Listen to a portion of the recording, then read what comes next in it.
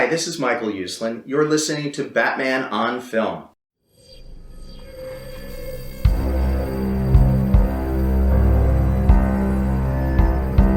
I'm vengeance. I have given a name to my pain.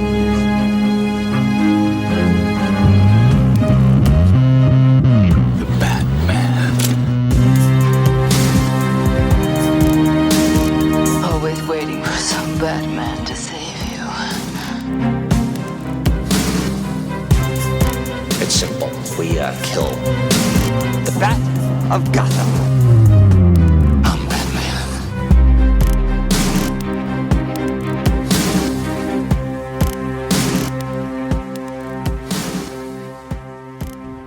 Hello, Bat family, and welcome to this episode number 200 of this volume of the Batman on Film podcast.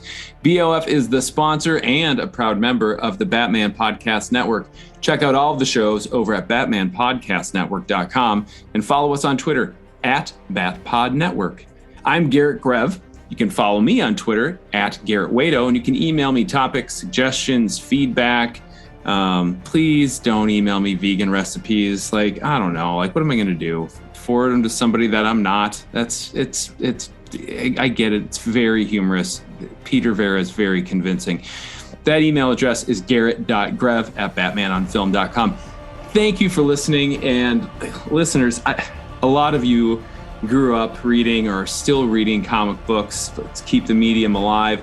And once you start getting to a nice big round number, something in the hundreds, in the 90s, I guess it could even been like 25, 50, but it was like a milestone comic book issue. And you knew they were going to give you something special, right? Like maybe it was going to be a supersized giant special, maybe like a key plot point in an ongoing storyline was going to happen in that issue, but you knew it was going to be a good one. Well, for issue episode 200 here, I wanted to do the same thing. If you were in the 90s, this comic book podcast episode would come in like a die-cut holographic foil cover. Maybe a trading card would be included in a sealed poly bag. We're not going to do anything that crazy, but we are going to go to one of the most tried and true movie / superhero podcast tropes ever. We're going to rank movies because listeners love ranking episodes. And guess what? They're kind of evergreen. You can go back and check this out. It's not going to be chock full of the latest news, but we are going to be talking about our favorite superhero, the one and only Caped Crusader. And he's had like a dozen live action movies at this point, right? There's a lot of them. It's a very big deal in case you're just randomly tuning into a Batman movie dedicated podcast. There's a lot of these things out there. It'd be such a big job. I certainly can't take it on by myself.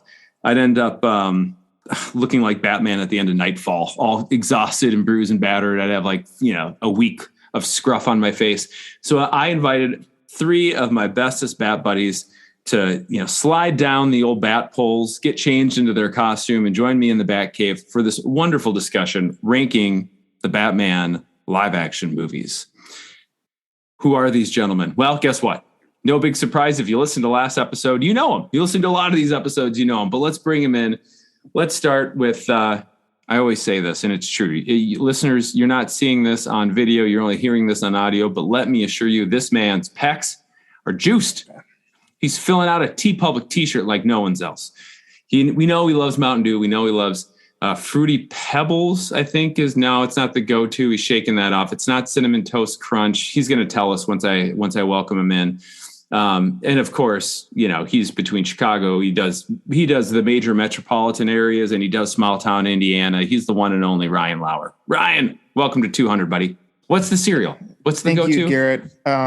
Appreciate that. That's a big intro. So it's all downhill from here. The cereal right now is a blend, a mix going back and forth of Honey Nut Cheerios, Lucky Charms, and Golden Grahams. Okay. But I am not a hater to the Fruity Pebbles. I love them as well as also Cinnamon Toast Crunch, Apple Jacks, Trix. Oh. I mean, anything that's not good for you cereal wise. All the cereals, Christine won't let me feed the boys. Those are the Lauer favorites. We get healthy cereals here. It's like send the boys here to have fun. Yeah, I will. Yeah. They can go stay with Uncle Ryan for a while. It'd be great. All right. Gentleman number 2. Man, if you haven't heard me talk about this guy's video game collection before, I don't even know what to tell you. It's magnificent. I think of a game, I asked this gentleman about it, he's got it. I think of a system that I, barely remember from like a, video game magazine as a kid. He's got, TurboGrafx sitting around the house. Like, it's amazing.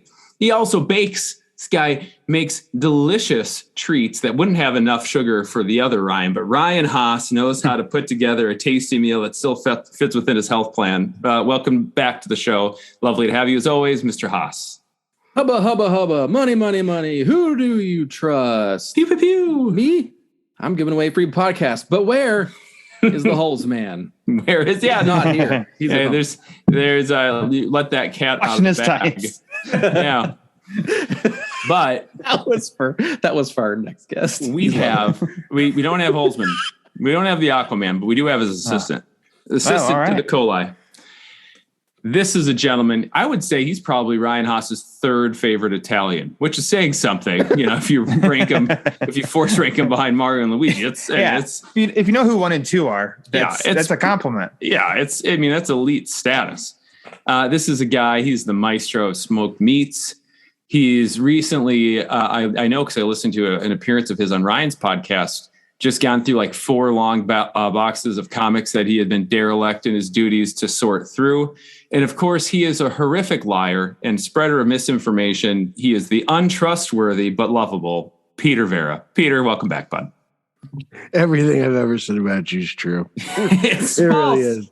And I'm glad that I think it's great that our listeners email you recipes because, it's just spreading the love. Like they appreciate what you do on the podcast. So they want, different ways to cook broccoli and, 101 ways to, cook a, cauliflower casserole. Like, that stuff's nice. I'm glad you guys enjoy that. I get tagged and stuff on Twitter. Good. It's like spread like wildfire. It's like fantasy football people that I don't know have ever listened to the show before, but have only seen your lies on the interwebs. And I get tagged in pictures of pizza all the time. And I appreciate it. I like when my listeners do that. So I appreciated the interactivity that all the listeners provide. And it's just good to be here to talk some Batman movies and have some fun. And, the Ryans, it's great to see them.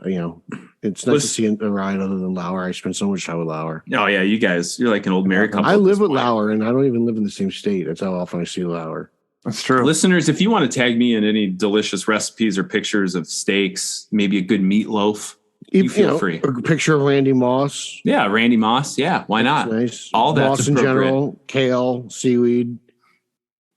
Garrett loves all that stuff. Okay. What I do love is talking about Batman. We're going to do a bunch of that. So we are bringing to you an episode where we are going to force rank. This gets difficult, right? It gets difficult because sometimes you got 2 movies. Maybe you'd say they're both an A-. Well, guess what? You got to pick one to go above the other. And that's where the toughness comes in. So we're going to revisit all of our favorite Batman movies. Some of them might not be our favorites, but you'll see those lower on the list. And then we're going to give you sort of like, hey, where did this aggregate out to? So for this podcast, we'll end up with a final ranking, blending all of our information. And although we record typically pretty late at night down here in the Bat Cave, and we all know that one Bill Jett Ramey goes to bed about 7 p.m., Bill was kind enough to email me his ranks. So we're also going to get him included in the fun, even though he's not on the mic. But before we do that, he might be waking up by the time we're wrapping up, actually. That's a very good point. Yeah. Before we get to the main event, of course, for a spectacular, you need to play a spectacular game. Oh, God. Ladies and gentlemen, what are you? Oh, we're doing this again. I'd like you to do me a favor. I want you to tell all your friends about me. Well, boys, the people demand it. The listeners, they need to hear it. Nobody asked for this. They love it. They love it. It's, once again, sweeping the world. We've gone way beyond just the borders of the United States. It's international. This thing's a global phenomenon. You should hear the Japanese version of this. It is wild. But this is What Are You? The game where I give you 4 clues to guess what I'm talking about someplace in the Bat-related universe. The first 3 clues, they're sort of standard issue. The goal is to get the answer right with as few clues as possible. So the boys are going to raise their hand when they think they got it. The 4th clue, everyone wants to win. We all want to have fun, is a bit more of a giveaway. If you can't guess it on 4, a animated movie director might steal your back card from you. I don't know. Too much? It's getting hot on 200? With that said, boys, the topic of this evening is an actor. I've done this once before. I had so much fun with it. We're going back to the well. This is an actor that is somehow within the Bat universe. Are you ready? Yeah.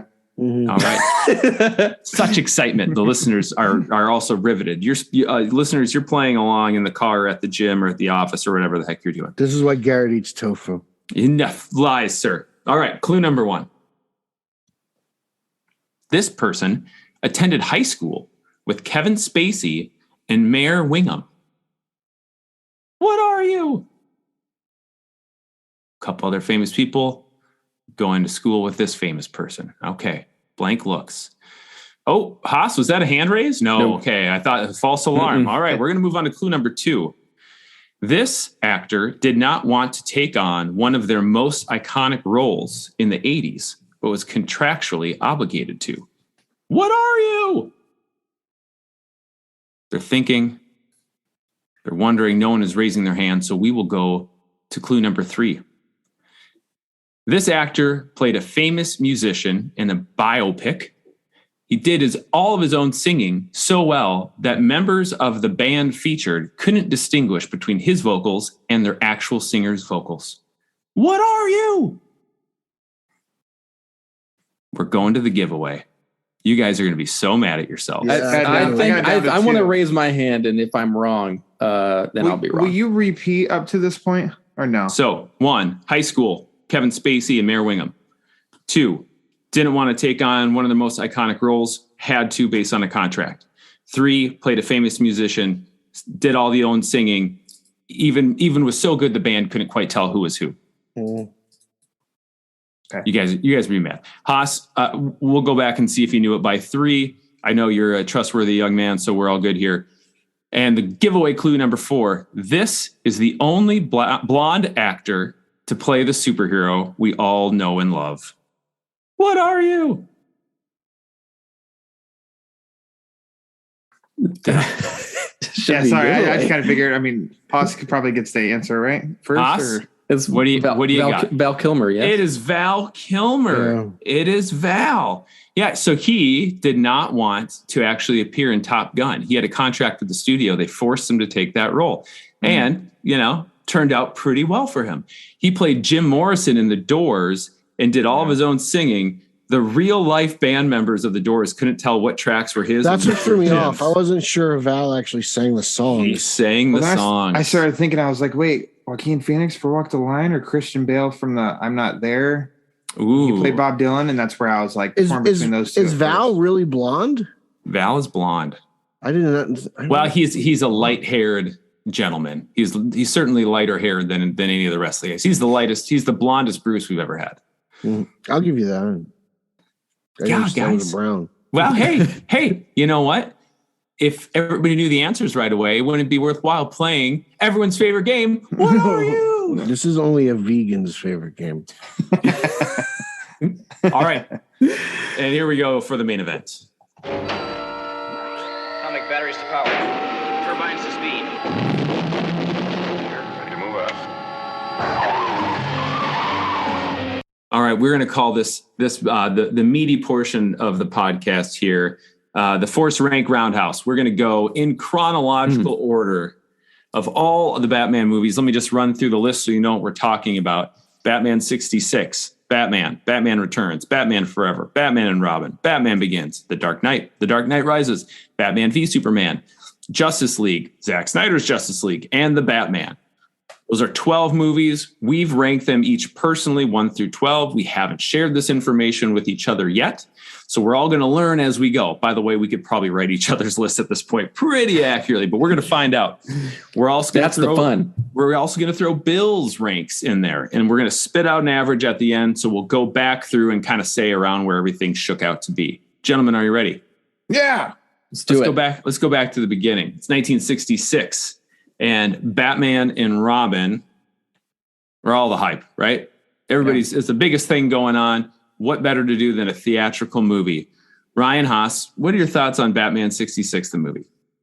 Batman 66, the movie. I mean, I think that is one of the, it's a great introduction to the character for any aged person back in the 60s, obviously. And it was made at the height of the TV show, in between seasons 1 and 2. It was originally conceived to be before the show. Yeah, they thought they'd kick it off with a movie. Yeah, but they ended up getting the show earlier, and it was great timing because during the off season, when the shows in the summer are not airing, then boom, there's a movie, and it was gangbusters. I think Bill even retweeted somebody maybe today or yesterday that had a picture of what the premiere looked like, and it was nuts. So there was a parade, there was Burgess Meredith in the car as dressed as the Penguin, waving at people, and Batman and Robin, Adam West and Burt Ward themselves dressed in character, announcing things to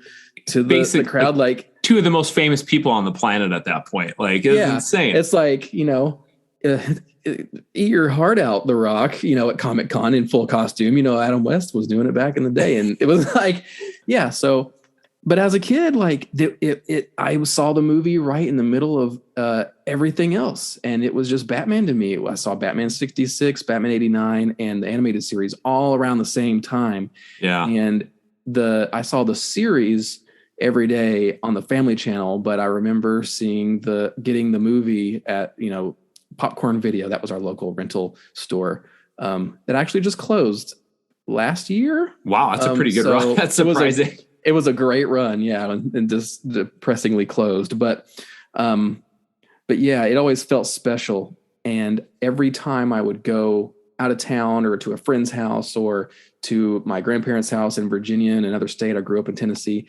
I would always go looking for Batman 66. And depending on how old the video rental store was, I would always catch a different or older version. Sure, different cover. Yeah. Different cover, different publisher. Like the one was the CBS video version that was older, and one was the newer version.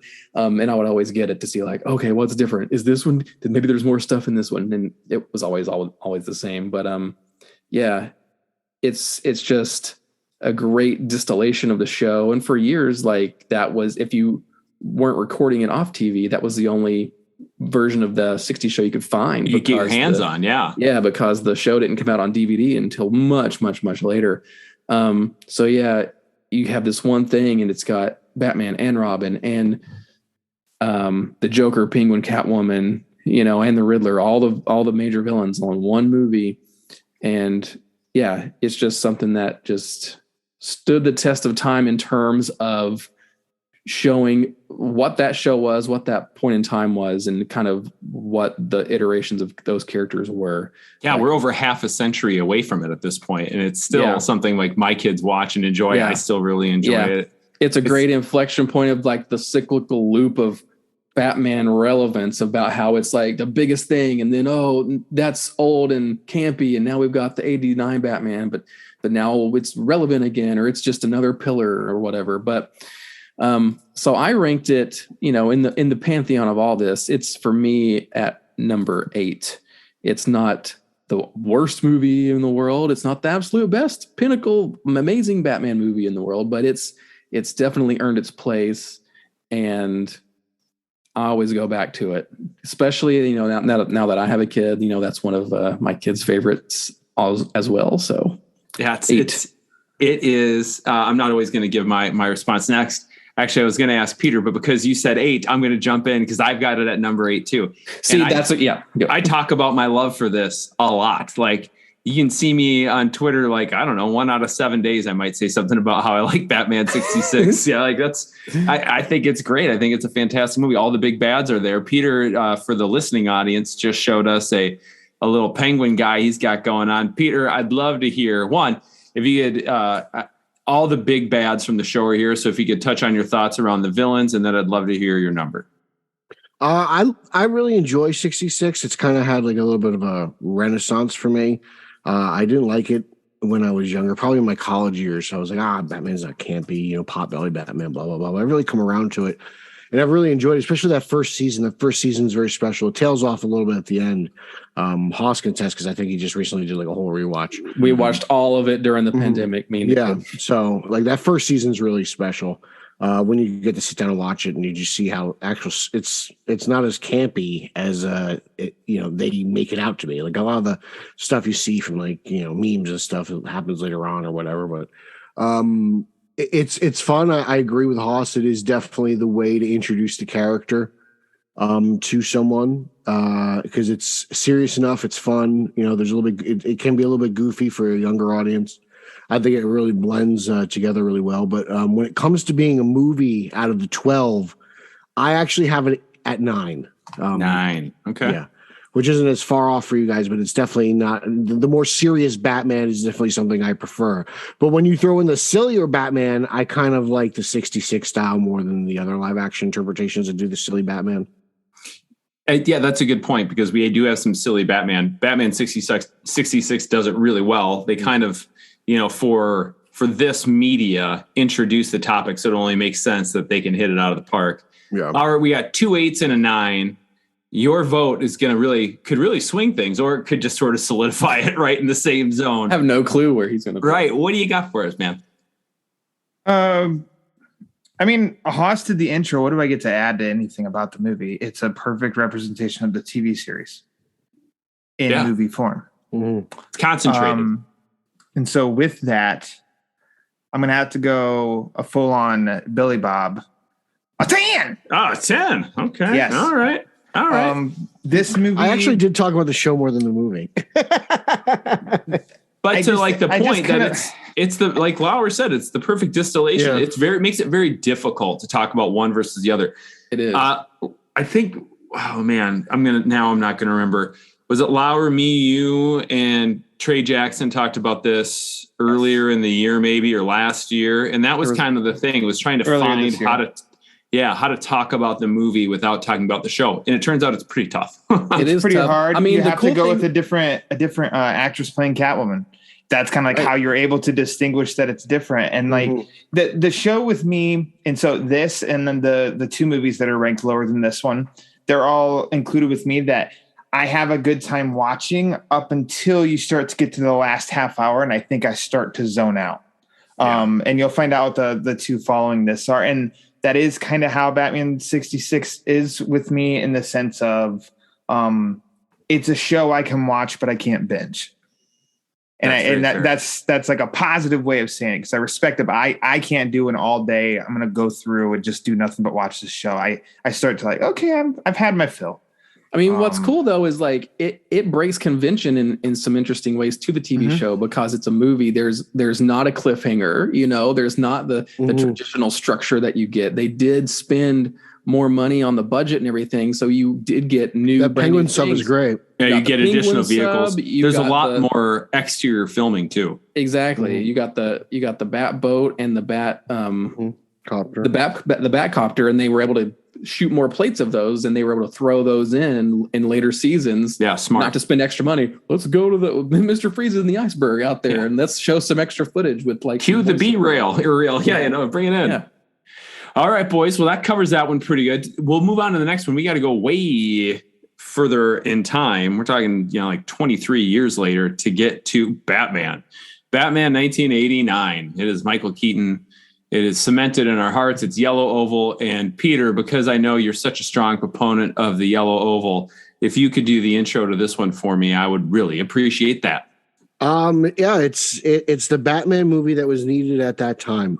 Is it the most definitive interpretation of the character? No, but it is definitely the movie that was needed and was the movie that needed to shed the light on the more dark and serious side of the character and everything that goes into that between Burton and First and the fact that Keaton's eyes even it sells everything perfectly in a serious manner and in a more dark tone.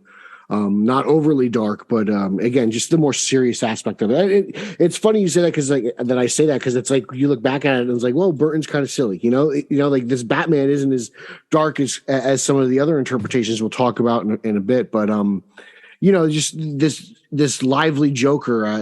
I still think that Jack's Joker is the best interpretation of the character. I think it's the most well balanced interpretation from the page and.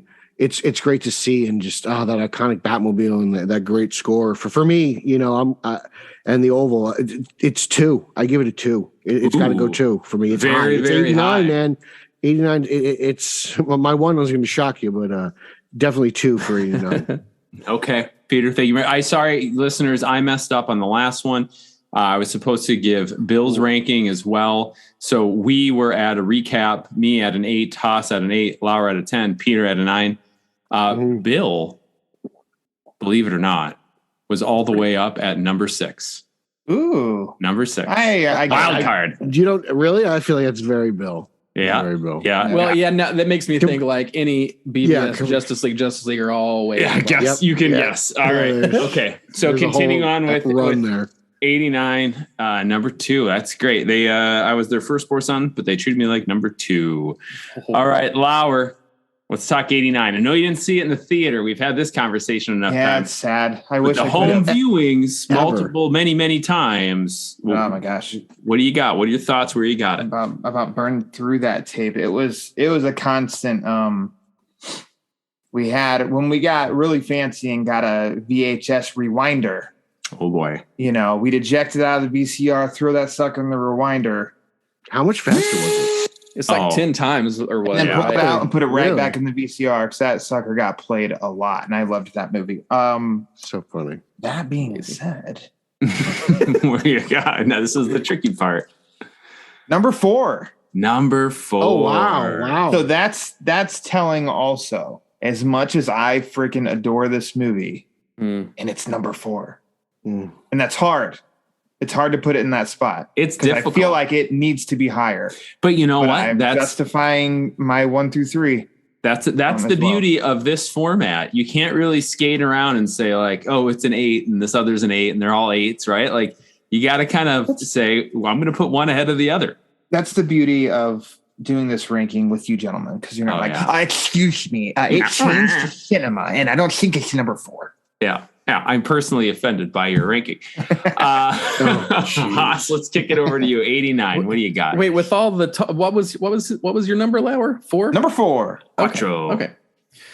Yeah, so Batman 89, like all of you other fine guys. Movie I've seen the most in my life. Let me throw that in there too. Yeah, I've seen that movie more than any movie in my life. For me, it's either that or Ghostbusters. So, I just want to throw that in there to add to. It was hard to put it at 4 when I love that movie. Sorry, House. Carry on. No, I'm right with you. Like 66 and 89 probably swap back and forth with most number of times watched. 89 is probably beat it out by now.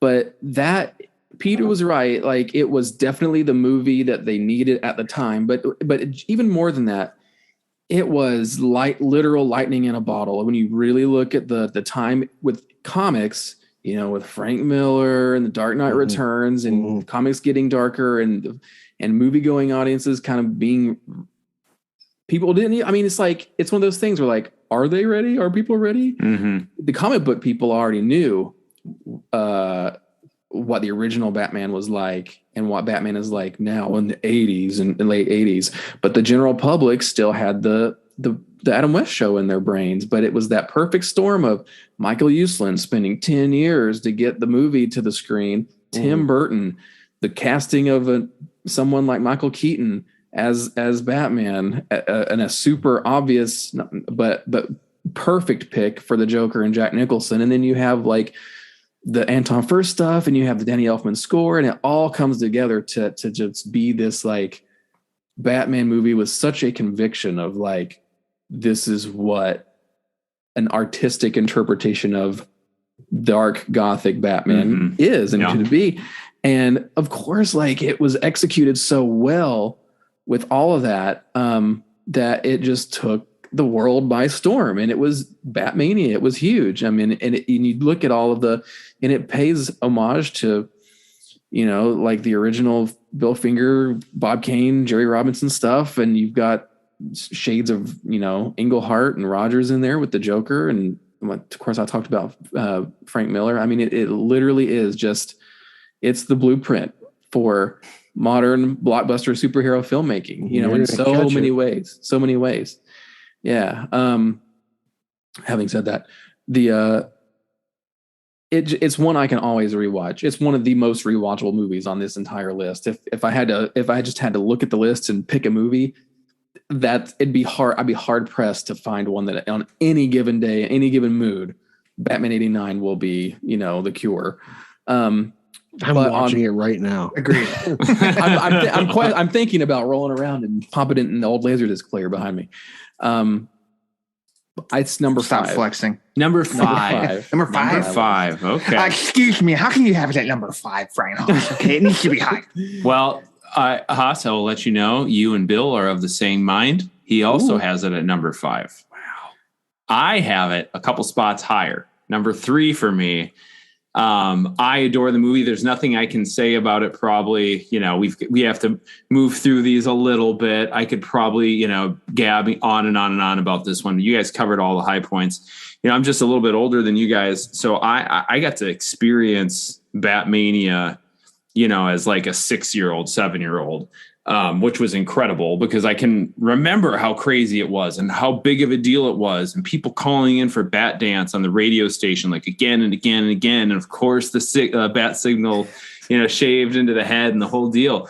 Like, this is a movie that I absolutely love. A few years ago, I don't know, until some of these other movies came out that we'll talk about later, I never could have imagined this would not be my favorite Batman movie. So it's at number 3. It was a little bit tough to put it at 3, and at one point I almost had it at 4, and I was like, I got to make a tough choice here. So we're all kind of in the same ish ballpark, not a huge standard deviation on Batman, right? Let's go to Batman Returns. I think this one might spur a bit more conversation. Here we go. I'm not going to let Peter introduce this one. I want Lauer to do it. All right. And then I'm going to be really curious to hear how much Aussie talk we get out of Peter when he gives his score. But take it away, Actually, Mr. Lauer. Go ahead. It's like, no, we are, how many? We're just 2, or just on the 3rd movie. My goodness. Right. But like, we're about to get to the point where somebody will throw the wild card out of like 1. We haven't shown our hands yet, but at some point somebody's gonna be like, "This is my number 1," And Mr. Pete Verra with the Oswald, that might throw us out. But I just wanted to throw it out there. That's why I wanted to bury the lead just a little bit. Well, I was just going to say, actually, the last BOF podcast was us 4 talking all about Batman Returns. It was. So I don't need to rehash all of those thoughts. It was the dirtiest episode of the Batman on Film podcast in its history, for sure. But go back and listen to that, because that was actually a really fun conversation too. But with all of that being said, and I do love Batman Returns, I really do. It's number 6. Number 6. Okay. Yep. Number 6. All right, Peter. We've heard about 6 is good. We've heard your thoughts before. If you want to give us a distillation of those thoughts and get a little Pengy in there before you give us a score, I would give us the French flipper trick. Come on. Nothing less from you. Everyone knows my love for Batman Returns. I appreciate this take on the Penguin, and Pfeiffer's performance is electric, and her scenes with Bruce Wayne and Batman are both really great. For me, as much as I do love this movie, I have it probably a little lower than most of you think. I have it at 5. Oh, wow. That is a shocker. There's the wild card. That's the wild card. Yeah. Man. Wow. Peter. You're not really a fan of it then. That's not true at all. No, you hate it. That's what I heard. Batman movies. Okay, that's what I thought I heard. Yeah, I know. I mean, that is a key point, though. We are ranking Batman movies, and we are, very clearly Batman nerds. So it's like ranking some of these gets a little bit tough. It's like picking your favorite kid. Don't do it. But if someone's going to make you do it, I don't know. Jesus. There's something really cool about the Batmobile in the snow, though. Like those scenes. Oh, really for sure. To watch. So, all right, Haas. Batman Returns. Yeah, Batman Returns is, and I've talked about this on that show that we just did. I've continually put Returns slightly above 89 because it does a lot of the things that 89 does, but in my opinion, it does it better just because it's the second time. It's the more interesting of the 2 movies to me, because there is some continuation, there is some depth there with like the character of seeing where Batman has gone in the second movie. And it's a really interesting look at how to interpret characters from comics to film. It's one of the first major examples where there's like a pretty major departure from the comics to films for somebody like the Penguin or Catwoman, who's had all kinds of, a smorgasbord of origins or looks in the comics. And so that was a good example that Burton had to kind of show, like, yeah, it's like he had to take what was on the page, but really try his best to come up with an artistic base to get it onto the movie. And it wasn't just, oh yeah, well, what do people want to see? What is this going to be? And let's just take the comics and just like do a thing. He really kind of had this psychological backbone that he had to try to add into it. And it didn't work for everybody, but that's cool, and we delve in that a lot in our show. But I just think it's not a perfect movie and it's not going to please everybody, but man, they really went for it and tried to make something that they were going to be interested in. And Danny Elfman didn't get a good shout out in our last episode. We did miss on that one. And his score for Returns is just amazing. Awesome. And the way that he did all the different really involved themes for the main characters and how they weave in and out of the story, it's just absolutely magnificent. So going off of my track here, I put Returns at 4. It's the most, high for me. I've heard Haas sound like Chris Clow in my life. He's very Clowy, right? Student of the professor. Yeah. All right, boys. This is almost a wild card moment, but not quite there. It's not number 12 for me, but it's number 11. It is when I force rank it, it's way down on the list. And I've talked about this here or there. I've got a lot of issues with some story stuff and character stuff.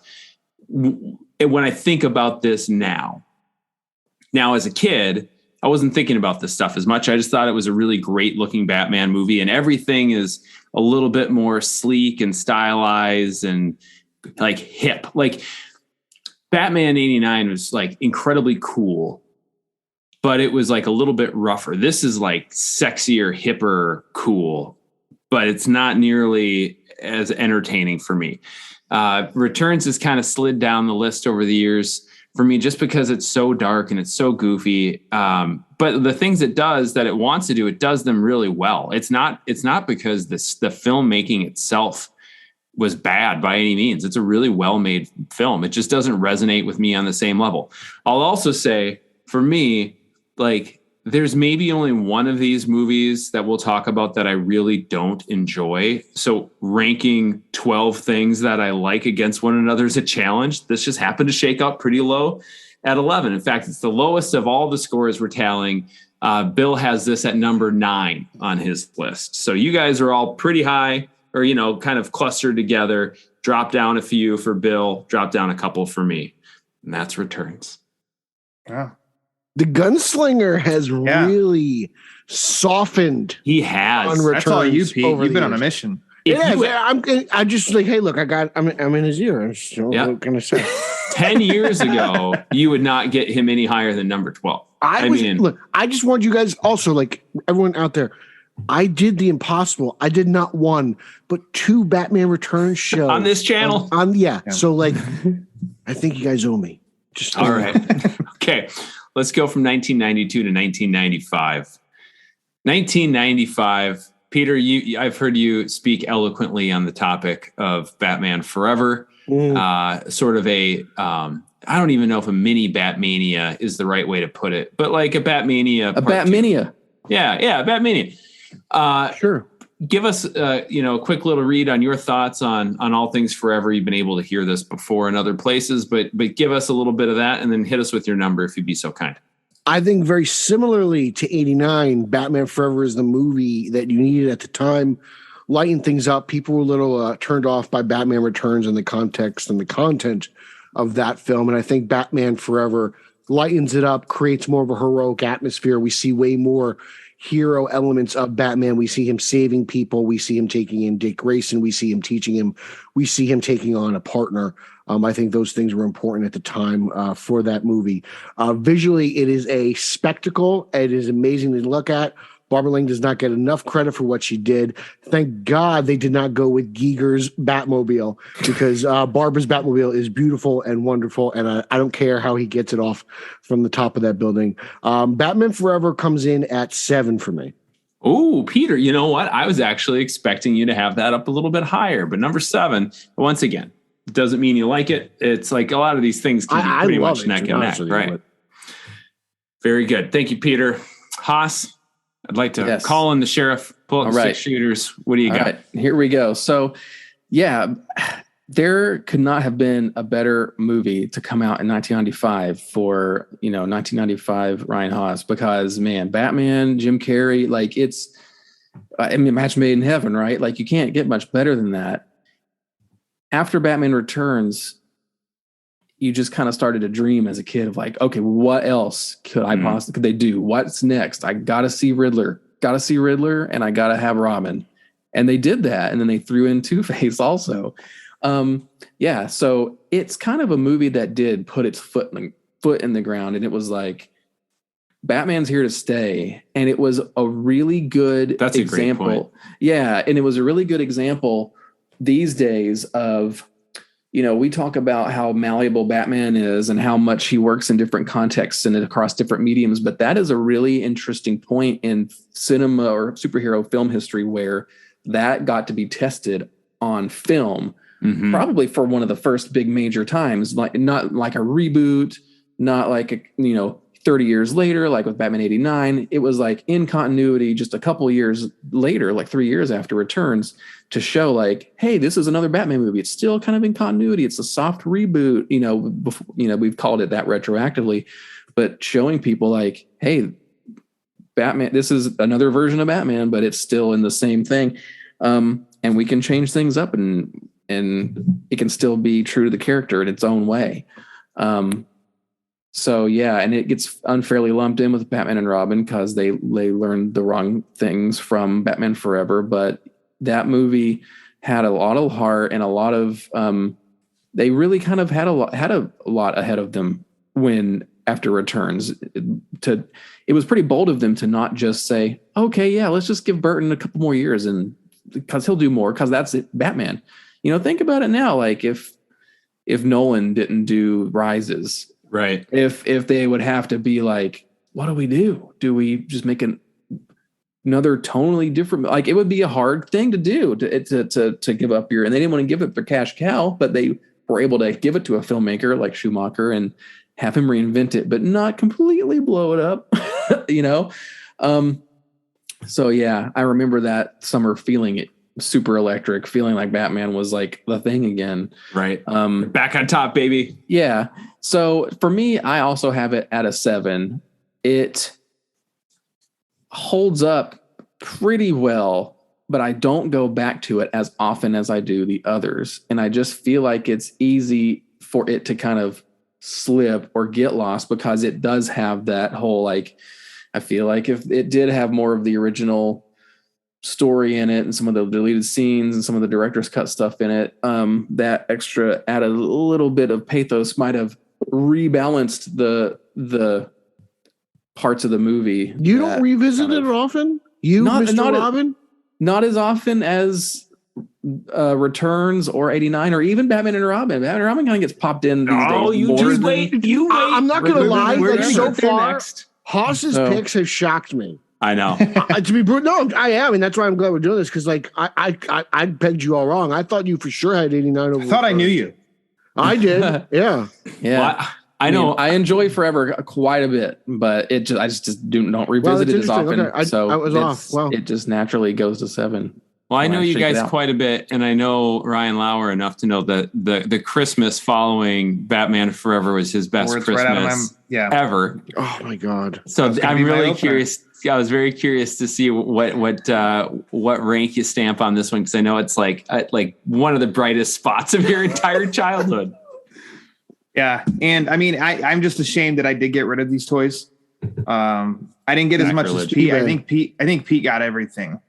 No, I had the giant Batcave, the big Batcave. You lucky son of a bitch. Oh boy. Well, that's because it. as much Like, as I got, as that's much the as I got, $500 grail. as much as I got, I was still like, couldn't get me that Batcave though. Huh? You know, really tie it all together. I still have the Batcave. So He's like, God, come on. To be But, honest, I mean, out of everything, that Batboat's my favorite piece out of all the vehicle. The I love Batmobile's the cool. Batmobile. I but wanted the boat's my separate. favorite piece. I wanted the separate Batboat, Batwing, and Batmobile. But The what I ended up three-piece. getting was the 3-in-1. Yeah. Yeah. so there you go. I mean, mission accomplished. To Warner Brothers, they did no wrong here with Batman Forever being such a success. The toys and stuff, the tie-in at McDonald's McDonald's, mugs. which those glasses are in my kitchen right now, used every day. It was so at least was my kind of little bit of Batmania I got to experience, and I idolized Jim Carrey. So he was such a perk to that movie, and it still holds. And so, yes, the movie feels 90s now, but it is still a lot of freaking fun. With all that said, number 9. Wow. Yes. So all the movies after this. So if you're paying attention, number 10 was Batman 66. And I said up to a certain point, I then fade out. I don't fade out with Batman Forever. I'm in the whole paying attention the whole time. But it's like fun to put on when my mood's lighter. I put that in. I watched it at least once a year. I have fun with it. I revisit it often. I'm surprised Hoss doesn't. I'm always watching it. Hoss doesn't like Batman. So we've got a couple of 7s. Yeah. We got a couple of 7s. Lauer with a 9. We have another 7 from Bill Jett Ramey. He has it at number 7, and he's been a long time Batman Forever defender. Oh, yeah. I'm going to defend it even harder. What people seem to forget in Batman 95 is that Batman Forever was a hit. Yeah. I don't know if you know this. Yeah, like Batmania didn't exist. I'm sorry. It may not have been as big as 89 or 66. But it was big. But Batmania 95 is pretty impressive. The fact that, especially coming off of 92.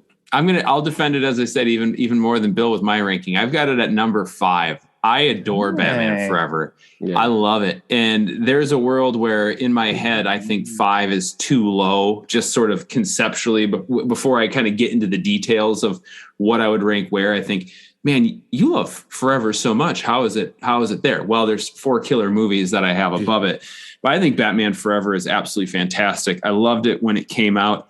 I did like go through a period in college, when Batman Begins, and then right after college when The Dark Knight came out, where I was like, kind of poo. Yeah. Isn't it so great we're doing this now, because that was cheesy. But this was a thing I watched on VHS all the time until I got my collector DVD set of all 4 movies. The anthology. It's one that I revisit. It is the anthology with the little top that sits down on top. I loved it. Still have it. Mm-hmm. Still have it. It's a little beat up, but I have it. This is one that we revisit all the time in the Grev house, because it is the perfect movie for like adolescent boys who love Batman, and they're just old enough to want something a little bit more like, my older 2, they're ready for a little bit more, mature-ish fare, right? Like they're not like, this is a good PG-13 movie for them, because I can watch it with them. They're not 13 yet, but there's not so much that would ever like, rub them the wrong way or weird them out. Even Christian gets a little googly eyed at Chase Meridian, but that's just skip off the old as block. he should. As he should. But it's a great one. I love it. That's number 5 for me. So I'm gonna steal the intro to this next one. Do it. Wait, Bill, what was Bill's? Oh, Bill is also at 7. He's all right. Bill is also at 7. So Batman and Robin, 2 years later, this thing was a big enough hit that for the first time ever, they jumped. It was always like, we got to go. 23 years, 3 years, 3 years. They're like, we got to go now. This thing's so hot. We need another one. 2 years later, Batman and Robin came out. And I'll tell you what, boys, the way I'm going to talk about this movie, if people that follow me on Twitter or were around on the BOF message boards, and those were hopping back in the day, have heard me say before, I think Batman and Robin is a better Batman movie than Batman Returns, even though I think Batman Returns is a better film than Batman and Robin. To me, like Batman and Robin was such it is now where I've evolved to think about it, just such a great representation of like the 90s version of the late 50s and 60s camp, sort of silver age, and then, a little less toned down, obviously, on the sci-fi elements, but there's some of that there with they shoot out to outer space on a rocket ship, like the first scene of the movie, basically. I think this movie is a lot of fun. I think it gets unfairly maligned. Is it too much? Yes, it's too much. They kind of knew what they were going for, and in my opinion, they overshot the moon, and everything just got a little bit too saturated, a little bit too camp. But I understand what they had going on here. Production-wise, I think it's an absolutely beautiful movie. It's got a killer cast. It looks great. It's pretty goofy. It wasn't the right thing for the time. Like we should have had another entry on par with Batman Forever in my mind. But yeah, as we like to say, studios often learn the wrong lessons. I have it at 10, but it's a tough 10. It's tough. It's only because there's a lot of other movies that I actually think are better. But for my personal enjoyment, I can sit down and watch Batman and Robin with the boys and be entertained the whole time. I'm not ready to get up and walk away. I'm not like, oh, crap, this one, like when we put on some other movie they like, where I just can't even get through it. This is one where I can sit and watch it with them the whole time. And I don't get bored of it. It's silly, sure. I got it ranked fairly low, but I'm going to defend it while I give it a number 10. Ryan Lauer. All right. What do you got? Number 12. Ooh, okay. Well, that's fair. Number I just 12. said 10. So because for me, which it's too bad because as a kid, I mean, even it goes into that final act and it's like the final act is the big one. Like this is what it's all leading up to. And this finally has Batman, Robin, and Batgirl fighting together. And yet now every time that, yes, I say every time because I also watch this put it on at least like once a year. It is that last half hour that I tend to just kind of be like, all right, is this over yet? And I actually am having a good time for the first like hour and a half. Not kidding. I know it's goofy. I think it's goofy. I'm not trying to be like, it's a better movie than you give it credit for. No, I don't think it's like a great movie, but I do think that it like, I don't know. It's not as wrong as people think overall. Like people are offended by it. It's definitely, yeah, exactly. And so I've never really jumped into that. And then there is just something with I mean, granted, it did give us the best line of any of the Batman movies. Curses! But that third act, that gets me up kind of like, oh man. It totally loses me that last half hour. And add that to the cranking it to an 11 on the puns and stuff. And it's just kind of like, yeah, this is, even though I watch it once a year, it's number 12. It's fair enough. Fair enough. Peter Verra, is it a 12 for you? No, it's not 12 for me. Okay. What do you got? This movie, I'm happy it is no longer the last entry of Batman on film. As time has gone on, I've grown on it just because it's just kind of, to me, a 2-hour version of the 66 show, really. That's kind of how I look at it. Not my favorite interpretation. It has its moments. I like the Bruce and Alfred stuff. I actually like the Dick Grayson stuff in the movie. The Ivy stuff is a little rougher in the beginning for me to watch. I could actually dig. I dig the ending of the movie, and I dislike kind of the origin of Ivy. I think that's kind of like the campiest the movie ever. It is. That's as deep as it gets, I think. I love all of the. Sorry, I love all of the scenes in Arkham. I flat out love the scenes in Arkham. So there's I think they're a lot of fun. But you look at it as a kid's lens. So for me, I have it at 11. 11? Yeah. All right. Here we go. We got it. I'm gonna spoiler alert. You are at the same spot Bill is. That is why you are Bill Jr. Both of you at 11. All right. Haas, take us home. All right. So yeah, as Pete was saying, like, time has been much kinder to this movie, even so much that, as we've been talking about this, I really actually had to readjust my numbers on the fly. Oh boy! For some of the preceding movies that come after this. There is something about the kid factor in this of now that I'm a parent and I can put this movie in, and it's not Batman and Robin. To me, Nora will just be like, I want the one with Mr. Freeze, Batman, Mr. Freeze, and Poison Ivy and Bane. I want that one, And, I even have done the goofy stuff. I fully admit, when this movie came out in 1997, the fast food promo tie-in place was Taco Bell. And for some reason, Taco Bell and this movie are forever linked to me. So we did totally one weekend. Me and the kid went and got Taco Bell and watched Batman and Robin. And and I even went to the extra step of using the Wayback Machine to look at what items were on the Taco Bell menu in 1997. So we only ordered 1997 appropriate. That's fantastic. So what was still on the menu? Stuff. What? So what was still on the menu? They didn't change it. Your basic tacos. It was basically like no newfangled thing. You weren't getting like a cheesy gordita crunch wrap or something. We weren't getting like the Doritos things. Yeah, right. Exactly. I will say this though, no joke. The Taco Bell hash browns for breakfast are the best hash browns I've ever had.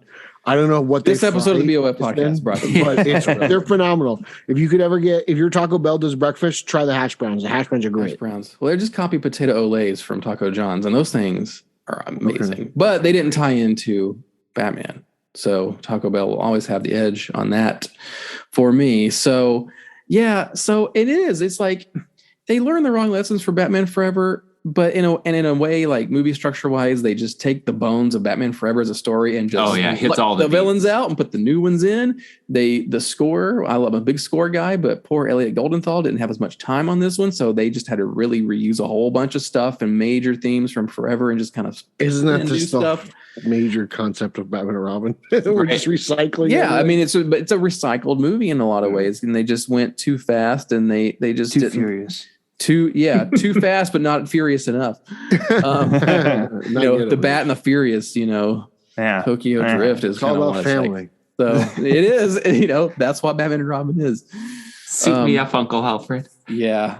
Simulation. So they kind of got wacky. And even as a kid, I was very I knew that one was not as good as it could be. It wasn't made with the conviction that I could tell from the first three movies, even because I was a big Nightfall fan. I'm a big Bane fan, and I was very excited to see Bane in the movie. And then at the end, I just thought, ooh, well, we got him in the movie, but at least we got a cool action figure. Yeah, the action figure looked way better. So, but it has grown on me over the years, and because it's not how Batman on film ends, as Pete R. Verra had said, I'm able to have more enjoyment viewing it these days. And for me, it is now number 9. Number 9 times. Wow, interesting. Okay. Even higher than me. I did not know if anyone would come with Batman and Robin higher on their list than me. Well done, Haas. I really appreciate you, because now, right, when the episode goes out and the slings and arrows are coming, I get to hide behind you. Yeah, that's true. We're gonna have some people that'll be like, I can't believe you put that. Just wait. I'm very looking forward. Just you wait. All right. Nobody's had a number 1 yet. It's great. So we go into the dead zone, right? Things go pretty quiet there's a lot of news if you wanted to listen to it, but nothing was released for 8 years. As quiet as the franchise had been since the That's eternity as a child. It is. It literally is. Or a teenager. We're not kids by the time they make another one. You know that, right? Right. It's weird. Yeah, we're no longer kids by the time this one comes out. Batman Begins, 2005. Man, what more do we have to say about Batman Begins that we haven't talked about, either on social media or on podcasts before? But Lauer, I'm going to ask you to think of something smart to say about it. Batman Begins. Give me your thoughts. Hit us with the first rankings. You get to kick this off as Batman Begins kicked off a whole new era of Batman on film. Roger Ebert said in his review of this movie that it's something on the lines of he thought that this was the Batman movie he's been waiting for. And yeah, but then also it's the movie he's been waiting for. But it's also in a way, it's also he didn't know that this was the Batman movie that could have been made. Basically, his expectations were high, and this exceeded them. Yeah, Christopher Nolan did something so much better with Batman than he could have ever imagined, and I kind of agree with that. It was I don't know. I was blown away from the beginning, and it didn't. Even it's an origin story in the first 50 minutes, we don't get Batman, and it didn't bother me at all. First viewing, every single viewing since, it doesn't matter. That's telling a lot for really investing in a character. And we're all here for Batman. It's been forever since we've seen Batman on a big screen. Loved it from first viewing. Love it now. None of my words were very smart. But they were full of love. Yes, it's just love. When I like something so much, I just say, I like it. Batman. It's good. Batman moves. He Batman. And with that, it's number 3. Number 3. Yeah. And number 3. Hurts. It's our 89 hurt at 4. This hurts at 3. Yeah. It's Peter. Just pain. Peter had the previous high entry at number 2 for Batman. I had Batman at 3. So this is the tying second highest score so far. It's a delight, Lowry. Don't worry. The people can feel your thoughts. I hope that they know how much I love it. Yeah. Still have that Batmobile and it still works. Oh, that's always nice. That's a great hung on to that toy. one. Yeah. That one I wasn't getting rid of. It's been through a lot. Okay. That's actually the only good toy that came out of that line was the tumbler. Yeah, I don't remember being the Begins line is with pretty the hard. toys. No. The 3-foot Batman Begins Batman statue thing. That thing's pretty badass. I still have that too. Well, Peter, you weren't a big fan of the toy line, but I know you like this movie. I'm curious to see how high it landed on your list. Yeah, I love this movie. I mean, it's tough. It's the ultimate origin story. It can be arguably the most definitive Batman tale ever told on film. It's bold. It's daring. It's everything it's needed to be. There's something about Batman Begins. I remember seeing it a Wednesday, completely empty, and I left with my jaw on the floor. I just couldn't believe what I witnessed. At the time, greatest Batman film ever made. What it did, really just will always have a piece of my heart just because I love that movie. And it brought Batman back, and, not a lot of people saw it in theaters, but it really sold well on DVD and it was watched a lot on cable. So word of mouth was really good. And, who knew what was coming next, but Batman Begins comes in at a 3 for me. Ooh. All right. Same. All right. Couple threesies. Haas, I don't want to push you in any certain direction, but I will let you and the listeners know that Bill Jett Ramey also has us at number 3. Wow. So depending on your answer, we could have quite the trend going here. What do you got? All right. So so Pete and Lauer both have it at 3? All 3 so far. All right. Well, Batman Begins 2005. It was above and beyond what I ever thought Batman could be or be like on film. It was a really interesting time because it had been so long since Batman and Robin, not just for Batman, but for superhero movies, like in general. It was kind of a miniature renaissance that had happened since then with Blade and X-Men and the Spider-Man movies and stuff like that. So by the time Begins came out, we had Spider-Man 1 and 2, and 3 had not come out yet. Man, that kind of blows my mind to think about. X-Men, 3 X-Men movies, right? That's crazy. Do we have X-Men 3 by the time? I think the same summer, right? Or was that X-Men was 2006? Wow, yeah. 1 year later. See, that's crazy. Yeah, the same summer was Batman Begins, and a little bit before that was Star Wars Episode 3. So those Revenge of the Sith. Yeah, so I remember it was the first giant example again of a reboot for the general audience. And I remember people being very confused, and not a whole lot of people went to go see the movie. But when I saw the movie, I've heard John Beerley, the late great John Beerley, talk about this on podcasts years ago.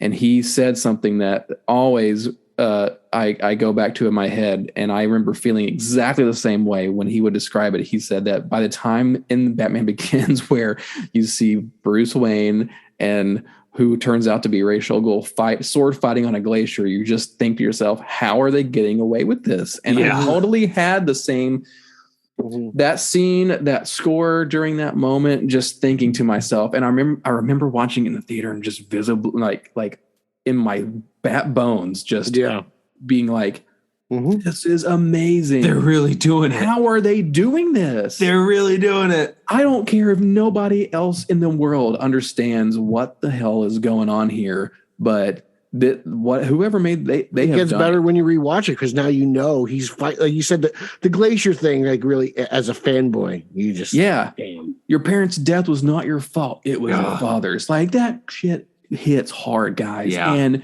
then when you find out who it is. And taking all of the years, it's like when The Dark Knight Returns came out, it was so monumental, not just because Frank Miller was able to take the character and mold it into this brand new thing, but he took all of the history of Batman that led up to that to his advantage to make this new thing. And that's why it hit people so damn hard. Nolan was able to do that on film, and people didn't know. He started the hit with Batman Begins, and then it really hit with The Dark Knight. Nolanites. Oh man, Nolanites, a lot of us. Yeah. So and just personally, like that was like, as somebody that grew up with Batman on Film, the website, and Batman on Film, watching the movies, it just felt so gratifying to get this movie, and it really truly represent. That's all of us. All what we wanted, what we wanted on film, and the promise that movie had at the end of like this is going somewhere, right? And it's Batman. It's serious. It's Batman being very earnest and being able to like do things that the comics hadn't even done. It just felt like this is what you want in another medium, to be able to explore things in a different way, but still be very true to the character and give you something new. It give you the best of all the worlds. Batman Begins did. So for me, it is number 2. Number 2. Wow. That's up there. That's a big, you know what? This was a struggle for me. Because everything you all just said applies to me too. I didn't even see this on opening weekend. I saw it like a week later because they didn't even have it in the theater in my small college town in Northeast Iowa. Didn't even get it. Batman Begins wasn't a big deal. We went, the girl I was dating at the time was from La Crosse. We went to go visit her family, stayed with them for the weekend, and we went to go see it. And I remember watching the movie and thinking to myself, it's like they didn't go out and try to make a good Batman movie. It's like they went out and tried to make an excellent movie that happened to have Batman in it. And that does, I don't say that to say like, oh, it's not Batman-y enough. It is Batman through and through to its DNA. But I remember watching it and just thinking, it's like they just tried to make an excellent movie. And it so happens to be an excellent Batman movie. Like it's shot like an excellent movie. The script is fantastic. The pacing is interesting. You know, the non-linear type of deal. Like it's incredibly well done. And we went out and stopped at the Target in La Crosse, Wisconsin. And I bought the novelization because I knew I wasn't going to get to see it again for a while unless it made its way, you know, after a few weeks to the little theater in Decorah, Iowa. And I read that thing like 3 times right through, and your brain just exploded with how great it was and where they could go from it. I'm the lowest of all of us. I have it at 4. And it was really comes down to like this versus Batman, you know, 89, like those two could maybe flip flop on any given day. And there's a big nostalgia pull for 89, obviously. So it just missed the top 3. But I adore it. I love this movie.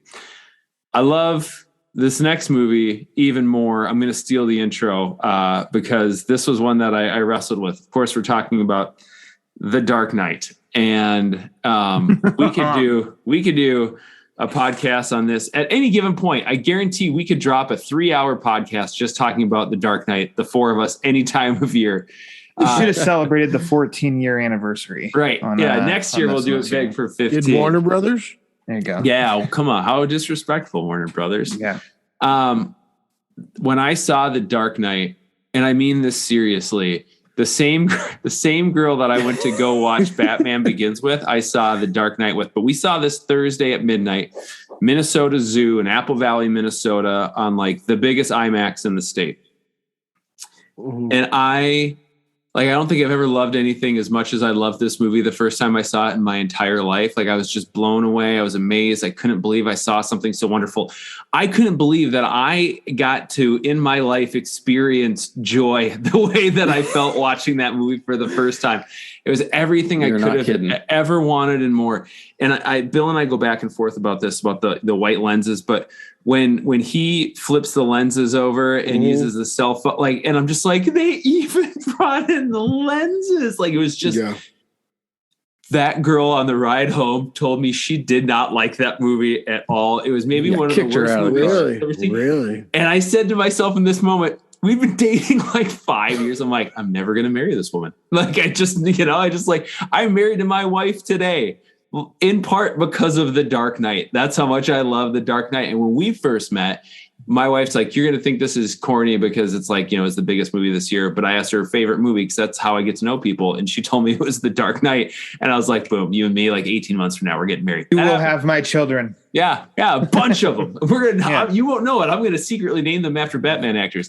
It's number one on my list. It is my favorite Batman movie ever made. In the last few months, I've had to question that a little bit. We'll talk about that later, but it is number one with a bullet for me. Peter, give me your thoughts, man. What can you say about The Dark Knight?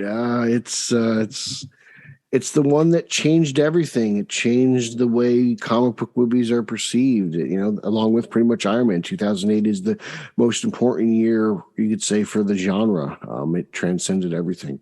I've never seen a movie like this because the way it generated buzz, the way it created just hype on its own. The viral marketing, we haven't seen anything like that since. That was pretty much creative, and it hasn't been replicated. The casting was great, but for me, actually, I'm going to catch some heat for this. It's not my favorite Batman movie. It's not even in my top 5. I have The Dark Knight in at 6. Whoa. What? I could never have guessed. 6? Oh, if the listeners could see Garrett's face. It's just I'm just saying, like, there's 5 movies ahead of it. I've mentioned 3 of them that I like more than The Dark Knight. I'm sorry. I could see you saying 4. I never could have guessed 6. I wish 6 is not good. I wish there was video here.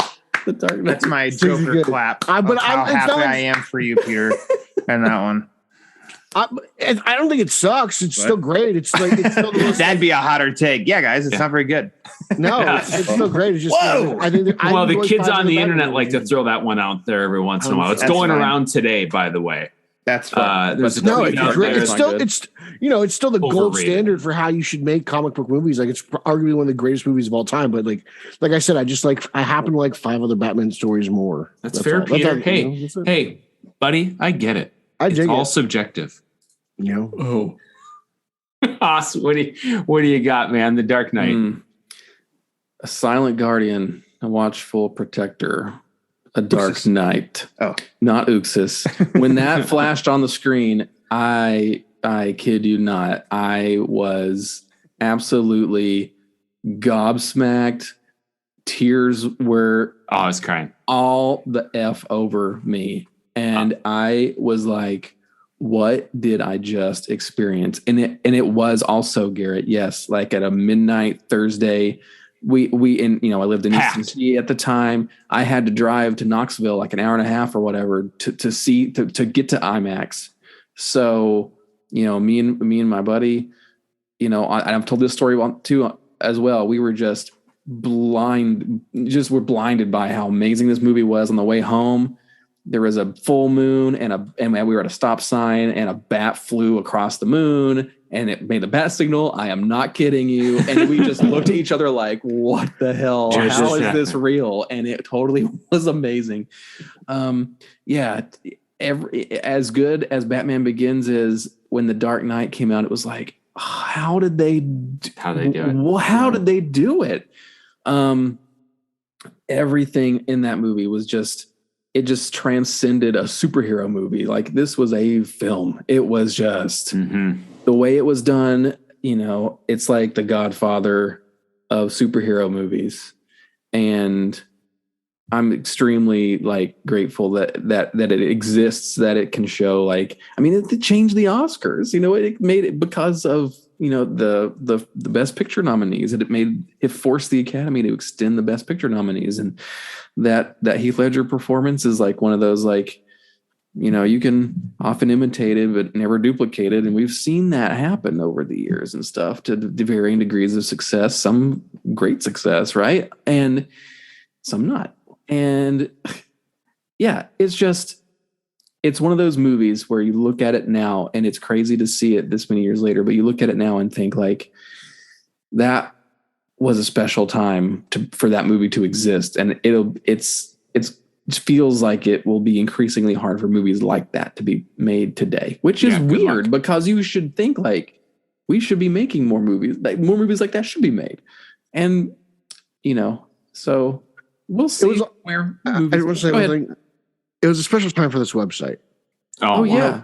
Being a follower of this website while following the news for this and being, seeing now as a contributor for the website, seeing the way it operates when you're on the inside and on the outside, and you're seeing how Bill operates, you appreciate it. Cause it's like, you find out like, damn, you keep a lot of things, he doesn't ruin it for you, he goes about it the right way. And that's, again, it's the way the website's run is a great way to appreciate, celebrate. You're not trying to spoil the movie, but you just want to try to maintain the quality of what could be, and that is The Dark Knight. Yeah. In all eyes, right? Like very clearly the spotlight was on BOF, in a big major way during that, because just how big of a phenomenon this movie was. Phenomenal. It was like, oh, this is Batmania. We're here again. And to have gone through Batman Begins and we already kind of knew it was going to be shaping up to be something special, and getting to follow The Dark Knight all the way through filming and all that. It fulfilled the promise. And then to have it fulfill the promise and be that and know that it was the most, and it broke $1 billion, like all this stuff. And it was just so cool to be part of it. But yes, for me, it is number 3. After all that, but it makes it to 3. Well, Lauer, we just said all sorts of words about this. I don't know if there's any left. I have. You. Oh yeah, I've got different ones, and I'll try and speak to this.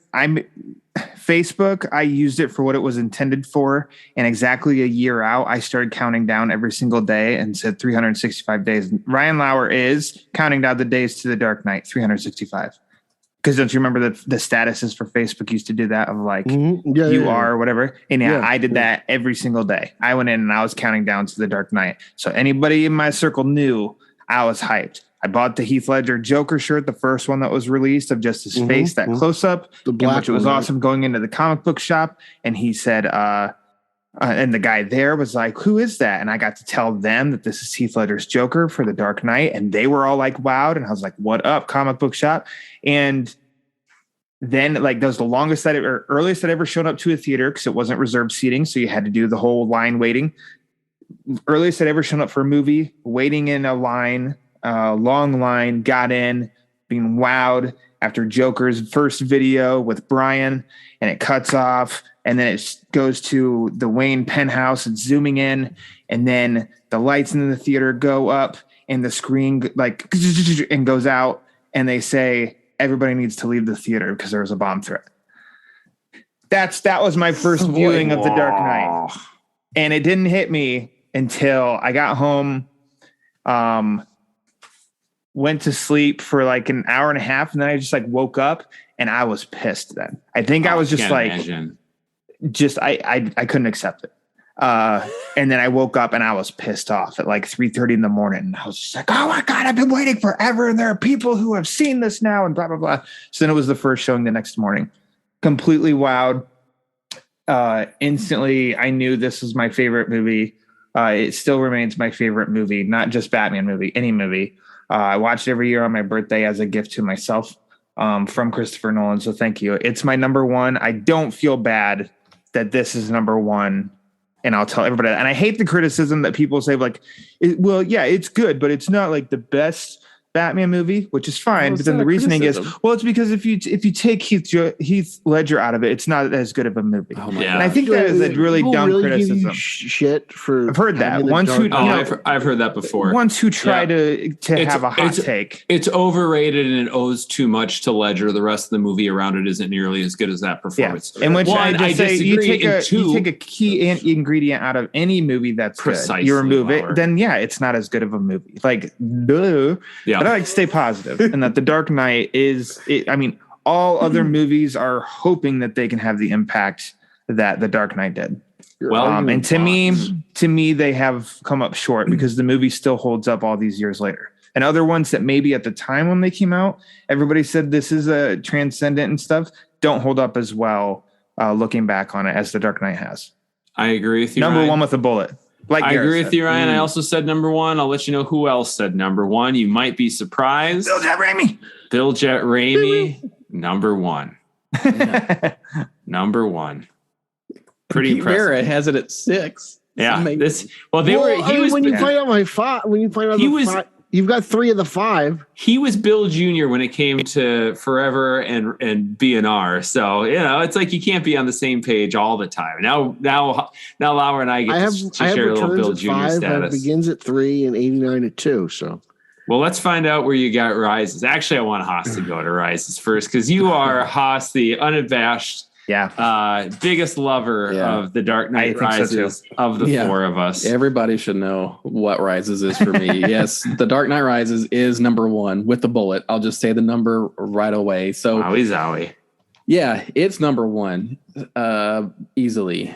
It is just as you go through the Dark Knight trilogy, it's the movie that makes it the Dark Knight trilogy, and it is the to have it as Chris Nolan's and company's final statement on what their interpretation of Batman is. It is just so special of an experience to have a cinematic trilogy that tells a complete story, especially in the days of never-ending cinematic universes, to have a complete story from beginning, middle, and end that does its own thing, but also is a very interesting statement on what the Batman is as the Batman legend, as a legend.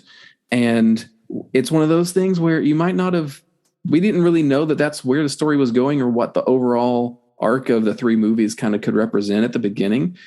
And having it end and having it close off does prevent you from being able to think of other possibilities that Christian Bale's Batman could have had, or he's not Batman because he doesn't do X, Y, or Z. But then again, it's so special because it's a movie, it's a trilogy, it's a story, it's complete. So not only that, but having it get to finally get a Bane that is worth the respect the character deserves on the screen and have it work as well as it does and have the homage to the comics, and to be able to creatively have Catwoman and a version of Robin be represented on the screen. It just hit everything that I wanted that movie series to kind of have in it before it wrapped up. And the reason it's a final statement on what Batman means as a symbol just hit me so hard. It just as hard, or maybe even harder, than the end of The Dark Knight. And that I'll just never forget that experience. So for me, it's number one. Number one. I had a feeling you were going to come in with number one. I wasn't quite, I was like, it's going to be top 3 for Haas. I wasn't quite sure if it'd be one, but I knew it was going to be in the upper echelon. Peter, you're a Rises guy. You like Rises. What, I'm trying to guess now, looking at your other, I feel like this is going to be high for you too. Where do you got it? For me, Rises is 1 for me. I knew you were going to do it. Rises is my favorite Batman movie. I love the whole meaning of Batman coming back, and it has a lot of, for the first time, comic books that I read as a kid were being adapted on screen. So there was Nightfall, there was No Man's Land. Yeah. I was too young for. Listening to P, No Man's Land is a love of his, so that makes total sense. I like No Man's. Yeah, and again, to see Bane redone properly was big for me. Again, to see Catwoman, as good as Pfeiffer is, she's zombie Catwoman. It's not traditional, and this was absolutely amazing interpretation. Hathaway still is a. I think Hathaway's Catwoman gets slept on a little bit. To be honest, well, it's rough because Zoe was very good, and we'll talk about that. And Pfeiffer's still probably the one who takes the cake. She's the iconic one, right? Yeah, which is crazy because she's not. Catwoman up until Rises wasn't portrayed probably on film properly. Right. Like the 60s, she was kind of like there and cat themed and, but she was really kind of a thief here. And it's everything Haas said, just the motives and just the message of the film. And, I think there's something to be said for a happy Batman ending. That's what really gets to me, like, the character is never happy, constantly miserable. So the fact that he kind of gets what he wants, and it's like Haas said earlier, like it is the end. It's the capper. Like Batman was a symbol, something to inspire. He said that on the plane when he was all muddy with Alfred, right? And to see that, as he's drinking his Fanny Bronca, it's special. It really is. And I'm glad that it ended. It was definitive. It had its end point. It's got its beginning, its middle, its end, and just everything about Rise. I adore Rises. I adore everything it does, and it's just beautiful in my opinion. And I miss the days when Rises was the biggest thing people complained about Batman. Like, those were the good days. Yeah. Can you imagine how good we had it? It may not be a perfect movie, but for me, it's my favorite Batman movie just because of everything that's inside of it. Well, and the fact that it ended the trilogy also allowed the trilogy to be this thing that stays special because it's not an ongoing thing. I love the MCU movies. I mean, I'm pretty open about that. I really dig the MCU stuff. But over time, like when I go back and watch phase 1, phase 2 MCU, it's like, oh my gosh, this used to be a bit more special. And maybe it's just because all the additional content, there's some things that stand out. But when you put a period at the end of the sentence, that's what you got, right? And I'll say this as like a comic book fan, one of my favorite things about Rises is it's the end. Right. There's another Batman, another Vision that's coming soon, and that's no different than a new writer hopping on a detective, new team, a new artist, So and that's what's great, and the character lives on forever and keeps going. So he's not just one interpretation. But I do take that into account. Like it's like, oh, okay, after this is something different, which we'll get into. Lauer, I think you are. I'm trying to play this little game with myself now as I'm looking at your previous scores. I think you and I are going to be in the same ballpark based on what you've already shared with us, and obviously you and I talk about stuff anyway. See if you can surprise me. What do you got? Dark Knight Rises. I can agree with what both of them said, and it just so happens to be number 5. Bingo, bango. I had you at 5. Love it. Loved it since first viewing. And yet, because we are so lucky as Batman fans, it's a movie I love, and it's 5th. That's wild. I'm very close. Spoiled. We're very spoiled. Yep. Our Superman fans wish they were this lucky. Yeah. our McDonald's Riddler cups. Yeah, our Riddler run it over. Mountain Dew. Lauer, you split the uprights between me and Bill on this. Are you moving the goalposts? No. It's firmly placed. Okay, they're right where they are. Okay. Bill has this at number 4, and I know, like we've heard Bill talk about how much he loves Rises over the years. So it's I'm blubbering like a damn fool. Right? Yeah. he's got number 4, but again, it is an embarrassment of riches with Bat movies. Yeah. I was on the other side of that upright. I have it at 6. For me, there's a couple nits to pick, and you know how I am with the nits. I can't help but pick them. But I really do. I really, despite some of the things that bug me just a little bit about the movie, I really do truly enjoy it. I enjoy the fact that it rounded out a trilogy and had a definitive end. This Batman didn't do everything I'd want to see Batman do on film, but that's okay. That's okay. That's this story. That's not Garrett's story. Hollywood doesn't pay Garret Grev millions of dollars to make giant blockbusters, as much as I'd like them to, but I've never really tried to get them to, I suppose, either. Yeah. There's just a little bit of stuff that goes a little bit goofy for me. I never really dug the retirement period. I understand why it works narratively within this story. But I tell you what, Batman fighting to take his city back and coming back from like the bowels of hell and climbing out of the cave, and Hathaway's Catwoman, and the cafe scene just like really tugged on the heartstrings to end this thing. And it is a really well made movie. Yes, some of the punches don't connect when you watch it in slow-mo and pause it on the right frame, but I never noticed or thought that was an issue for a second in the theater. It's number 6 for me, but it's a heartfelt enjoyment of a 6. All right, so that rounds out like this, like a certain era of Batman, right? We've got Burton, Schumacher, we've got Nolan. Now we're moving into a little bit more of the modern era. As much as it pains me to not include something like a Nolan Batman movie in the modern era, but we're within the last decade now. Now these next 3 movies. These are not Batman solo movies, which of course is the bread and butter of BOF, but they are live action Batman movies. So we wanted to include them in the list. We're gonna touch on all of those. Conversation likely won't be as meaty as it was for all of the solo Batman movies, and then we'll move all the way up to the present day with the movie we got this year. But first on that list, you go from 2012 to 2016, Batman v Superman: Dawn of Justice. Peter, I might be opening myself up to a little bit longer convo on the team up movies by starting with you, but I know how much BVS means to you. I probably could have said the same thing to Lauer. Real quick, maybe touch on Batman a little bit more than the movie itself, and then give us a score, and we'll move on to what's next.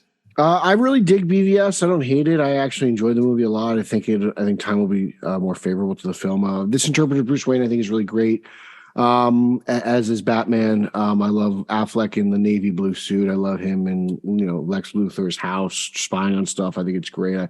I don't mind the kind of disgruntled, weary Batman who's had a Robin and lost it. I kind of like it. I dig it. I like everything. I think sometimes the suit may be a little bit funky around the neck, but I love the suit. I think it looks great. Batmobile's not my favorite. But overall, I dig it overall. I have it at 8 for me. It's kind of in the middle there. It's not the best Batman movie.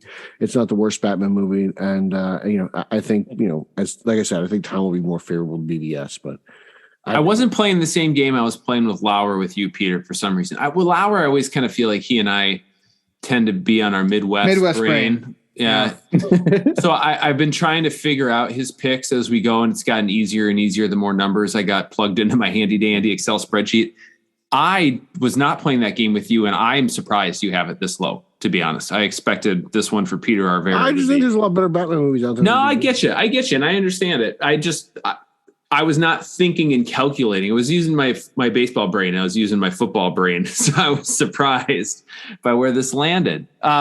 Lauer, I already mentioned you're also, a little bit more of a fan of the BOF guys. Stand out with your love for BVS. Mm-hmm. Where's this one land? I do like BVS. Probably like it more than a lot of people because it was dogged on so bad.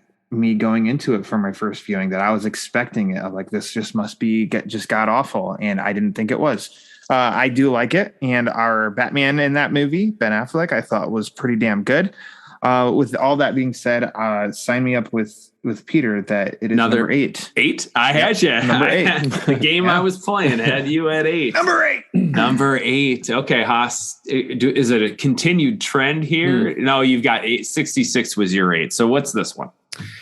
Well, let's see. Batman v Superman: Dawn of Justice. So Ben Affleck's Batman in this film, it's an interesting performance. It's an interesting take on the character. There are a lot of interesting things that have happened with the character.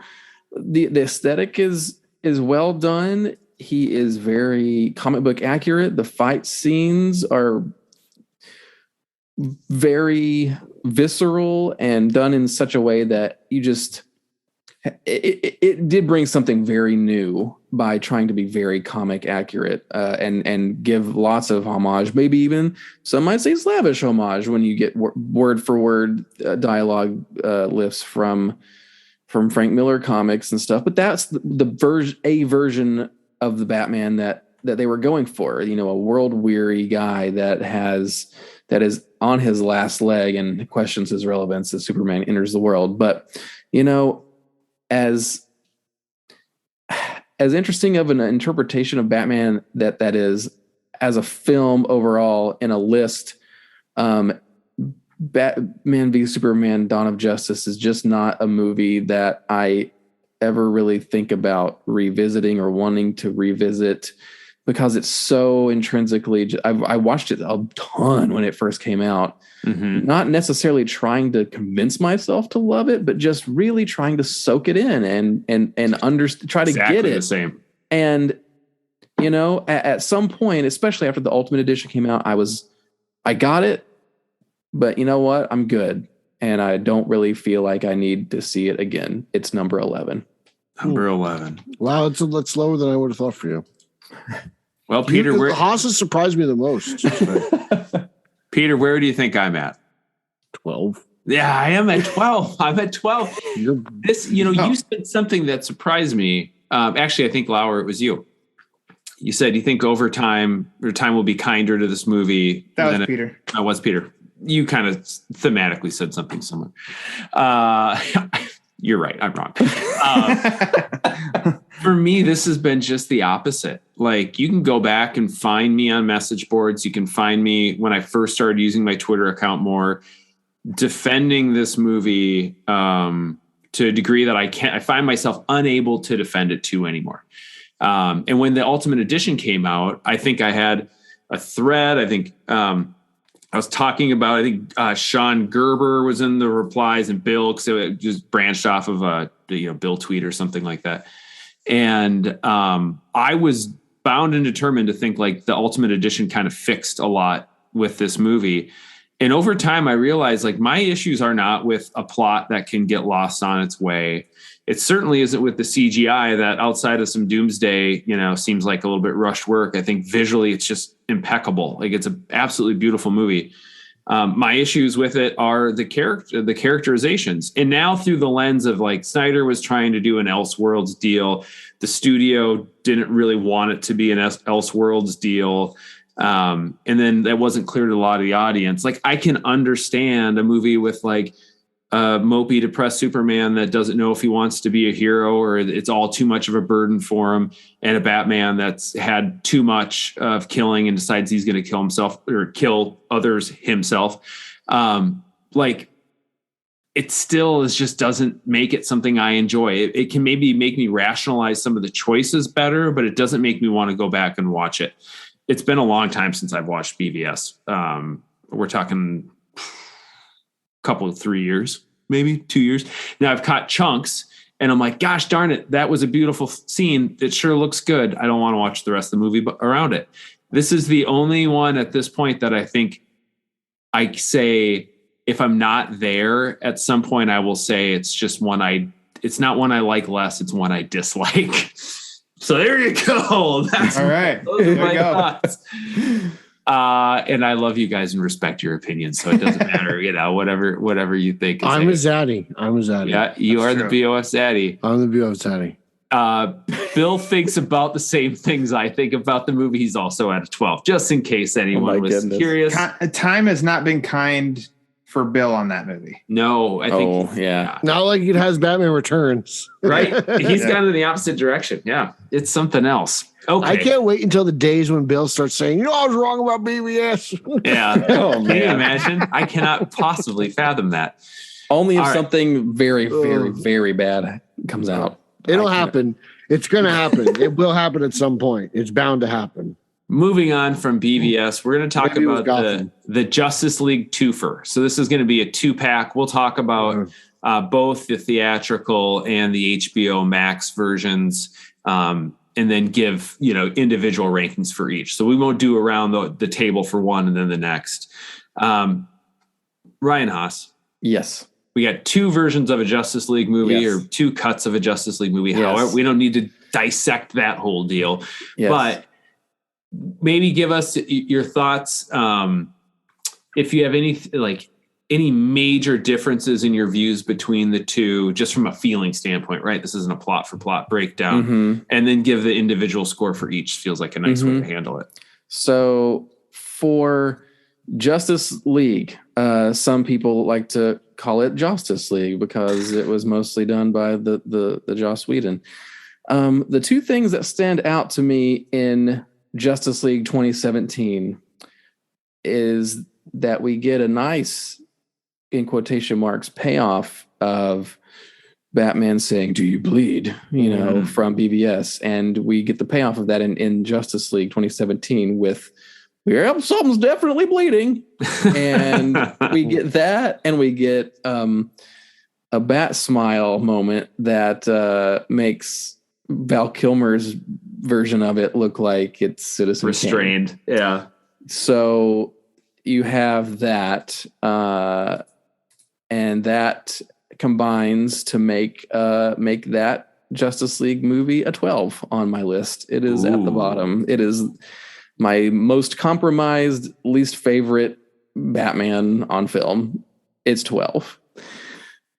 Zack Snyder's Justice League removes those things, but it doesn't add as much depth as I thought there would be as a companion to Batman v Superman: Dawn of Justice. It does those things, and it makes Batman and Bruce a little lighter from BVS, but it's almost, I wanted more from it, which is weird to say about a 4-hour or something movie, but you take that and it just, that turn was not convincing enough to me. I just wanted more. A lot of the other characters in Justice League improved more than Batman, and I didn't feel like I got enough Batman. But then the Batman, extra Batman we got at the end of that horrible slavish nightmare scene.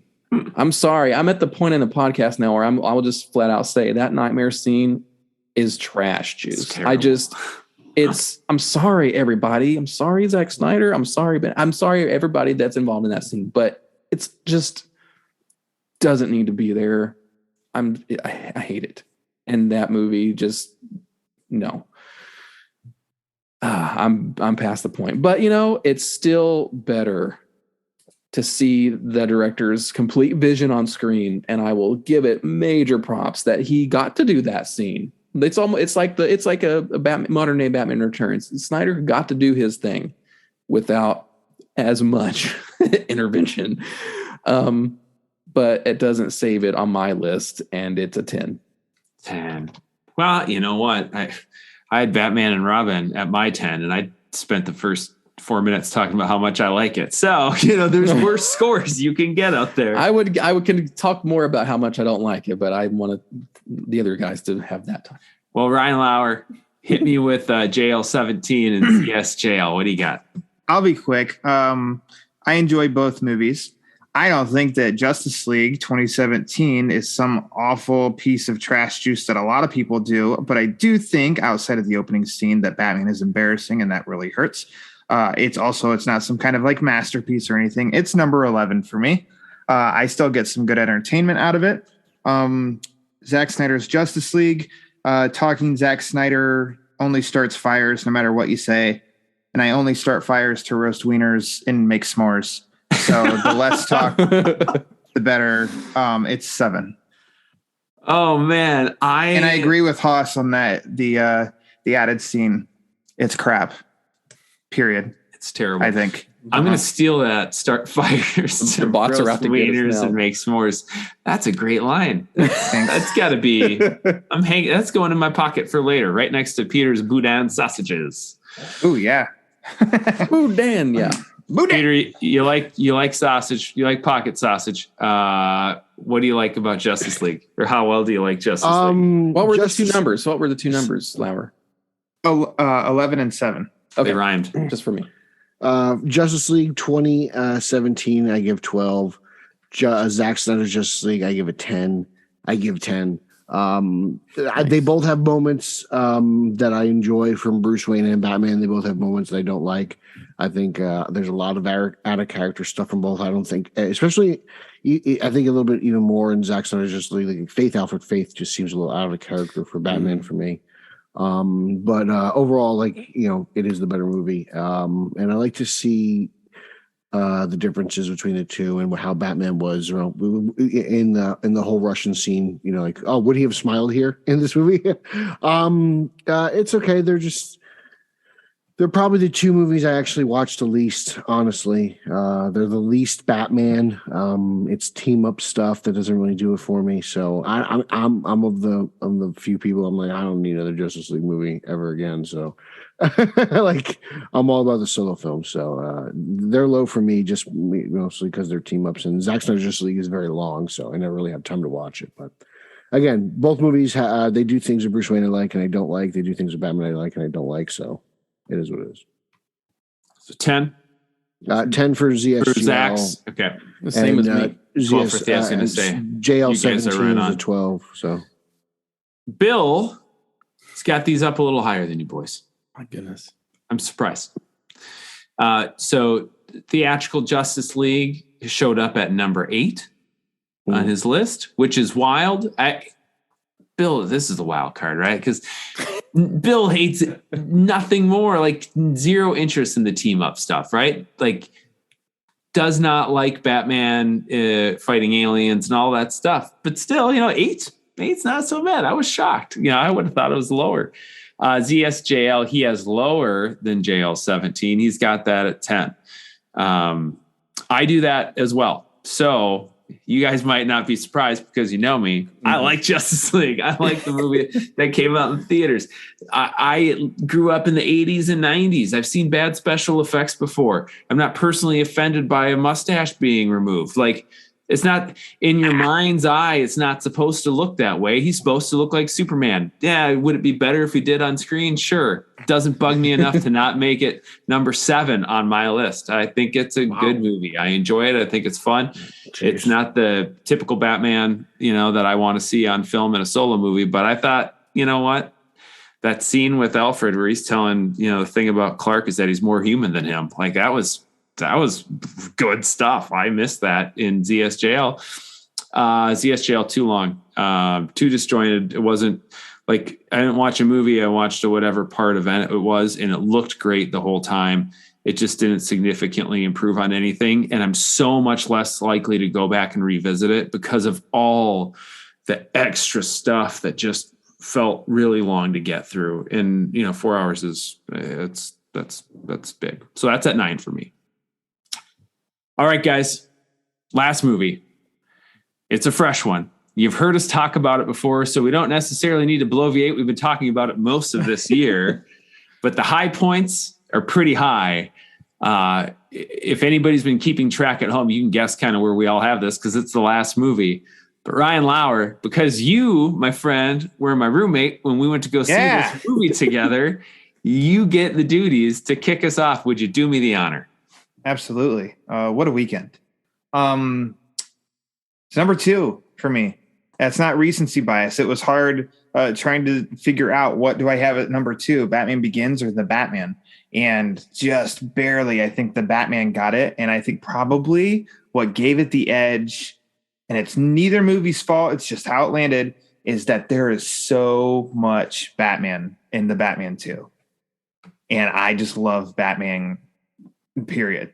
Batman, yeah, Batman, yay. How much more Batman can you get? And from the get-go, it was Batman. And so that's not discrediting Batman Begins at all. It's like that's just what gave it the edge. Number 2. I've gotten to talk a lot about that movie this year on BOF, so I'll give you guys the floor. All right, Ryan Haas. Let's go from Ryan to Ryan. All right. So after The Dark Knight Rises, I kept thinking to myself, man, whenever the next solo Batman movie comes out, they have really got to, I don't know how they're going to do it. I don't know how they're going to do it and keep it original and keep it true to Batman and just do something different, but not too different.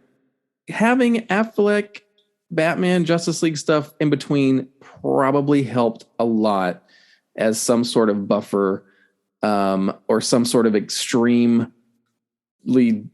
different thing. It was its own thing. So to have that distance between solo Batman movies improved the chances. But, when I talked about Rises, I said it's an increasing rarity to have a filmmaker that's given the leeway and the freedom to kind of just do their own thing. And Reeves got that, in part because the Ben Affleck Batman just imploded, not just in the movies he was in, but the solo movie that he was supposed to do just kind of fell apart, and it wasn't happening. And Warner wanted to wait, and they wanted to give it to Reeves. And one of the conditions of that was to give Reeves creative control. And he used that creative control to his extreme advantage and was able to make and build a world. And this is probably the most complete statement on world building for Batman since Batman 89. Batman Begins gets really up there too, but I would give the edge of that to the Batman. And it is a world that I can see continuing on for many years. And that is the big difference here, I think, that'll be from the Nolan trilogy, is the fact that it deliberately gives us these characters that are very rooted in all of their comic book origins, but gives them someplace to go, and has them interacting with each other in very interesting ways. And I just can't wait. And it's got that emotional edge to it as well. And there's just a lot of room for growth and to see this Batman continue and the world continue. So for me, it's hard to place it, but I kind of placed everything else. And then that put the Batman at number 6. Because it's going to be really hard for things to just bump my top, 3 or 4 out of the way. But 6 is good.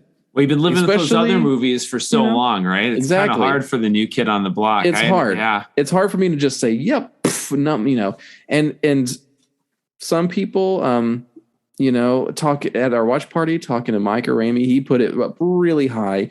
And that makes a lot of sense too, because he's a little younger and he hasn't lived with those movies as an adult as long. And to be able to kind of live the hype and live the build up and be able to see those things play out on screen. I can get that. Like I got that with the Nolan trilogy, but and even though the Batman is number 6 for me, being able to go through that and see it with you guys and see how Batman can just do it again is sat next to me twice special. And watched it. No big deal. That's true. That's true. In D-Box even. Mm-hmm. D-Box. I sat next Number to Rick's 6. shoe and he spilled his beer on himself. He was on the edge of his seat, but that was funny because it's true. That guy sat in a puddle of beer for 3 hours. 3 hours. Oh, Richard. Oh, man. What a wonderful time. Haas, I'd be lying if at the beginning of this, if I wouldn't have thought you'd be higher than 6, but your rationale for 6 makes sense. I think this is like 10 years from now, we'll have the same conversation and see how much shift there's been. Peter Verra, please share your thoughts. When I saw the Batman, I knew something special. I couldn't help it. And it was the hardest decision for me, whatever was, do I actually like this movie more than Batman Returns? Oh, yeah. And for a lot of people, that might not be a hard decision. But for me, that is a decision that I debated as soon as that movie was over. Because I was like, this movie's top 5. Like, I like this movie more than Dark Knight. I clearly like this movie more than Forever. Like, in my head, I know my own rankings. They both have Penguin. And so... So it's like really tough. And as you can tell, like Catwoman's also a big deal to me. So it just, and then you throw in the detective element, you throw what Lauer says about just the insane amount of Batman in the Batman. It's tough for it to, it was a tough decision, but it cracked my top 5. It's actually my number 4. Like it's an instant classic for me. The rewatchability of it is insane. The Batman Gordon elements are so good. Oh. The character moments are there that we all love in Batman moments from like, Bach. He's just one of those guys who's like, yes, son of a bitch. Like that. That's I see him at the Twins. There's tons of stuff in there. So it's great. And then you get Turturro as Falcone, which is just brilliant. No, you don't talk about enough. And It was you never thought anyone would top Hathaway as Selena, and Zoe comes in. Man, and she was like, and a lot of it has to do with the water. story too, like her background. They actually do the Falcone part, and they make her father, and you're just like, wow, you guys went there. So it's really impressive from the get go, and then you throw in the tech and all that jazz, and where it can go, and just the possibility for growth is very exciting. So for me, it's 4. It's my number 4. Well, I'll give you Bill's first. You already know Bill came in at number 1 for The Dark Knight, so this probably isn't a huge shocker. That right behind it at number 2 is The Batman. And I've talked with Bill about this before. Mm-hmm. That's one of these things that might move, in time. Dark Knight's a very special place in all of our hearts, and Bill's running the site, and the biggest thing happened, the site was really closely associated to it. Like, there's a lot of strong ties to that one. So I think this is a really, really close, right? For the Batman to be able to immediately come out the gates and land in his number 2 spot, I think speaks, just as high praise about it as if it could be, number 1 for, somebody else.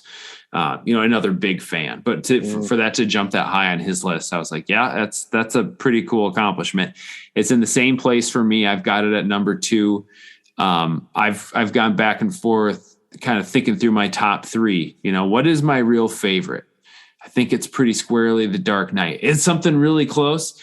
Well, the Batman's actually closer than Begins is to like being on that same level for me. As much as I love Begins, this is a close second. I'm going to be very curious to see what future movies do, if it impacts my ability to assess this as its own thing or not.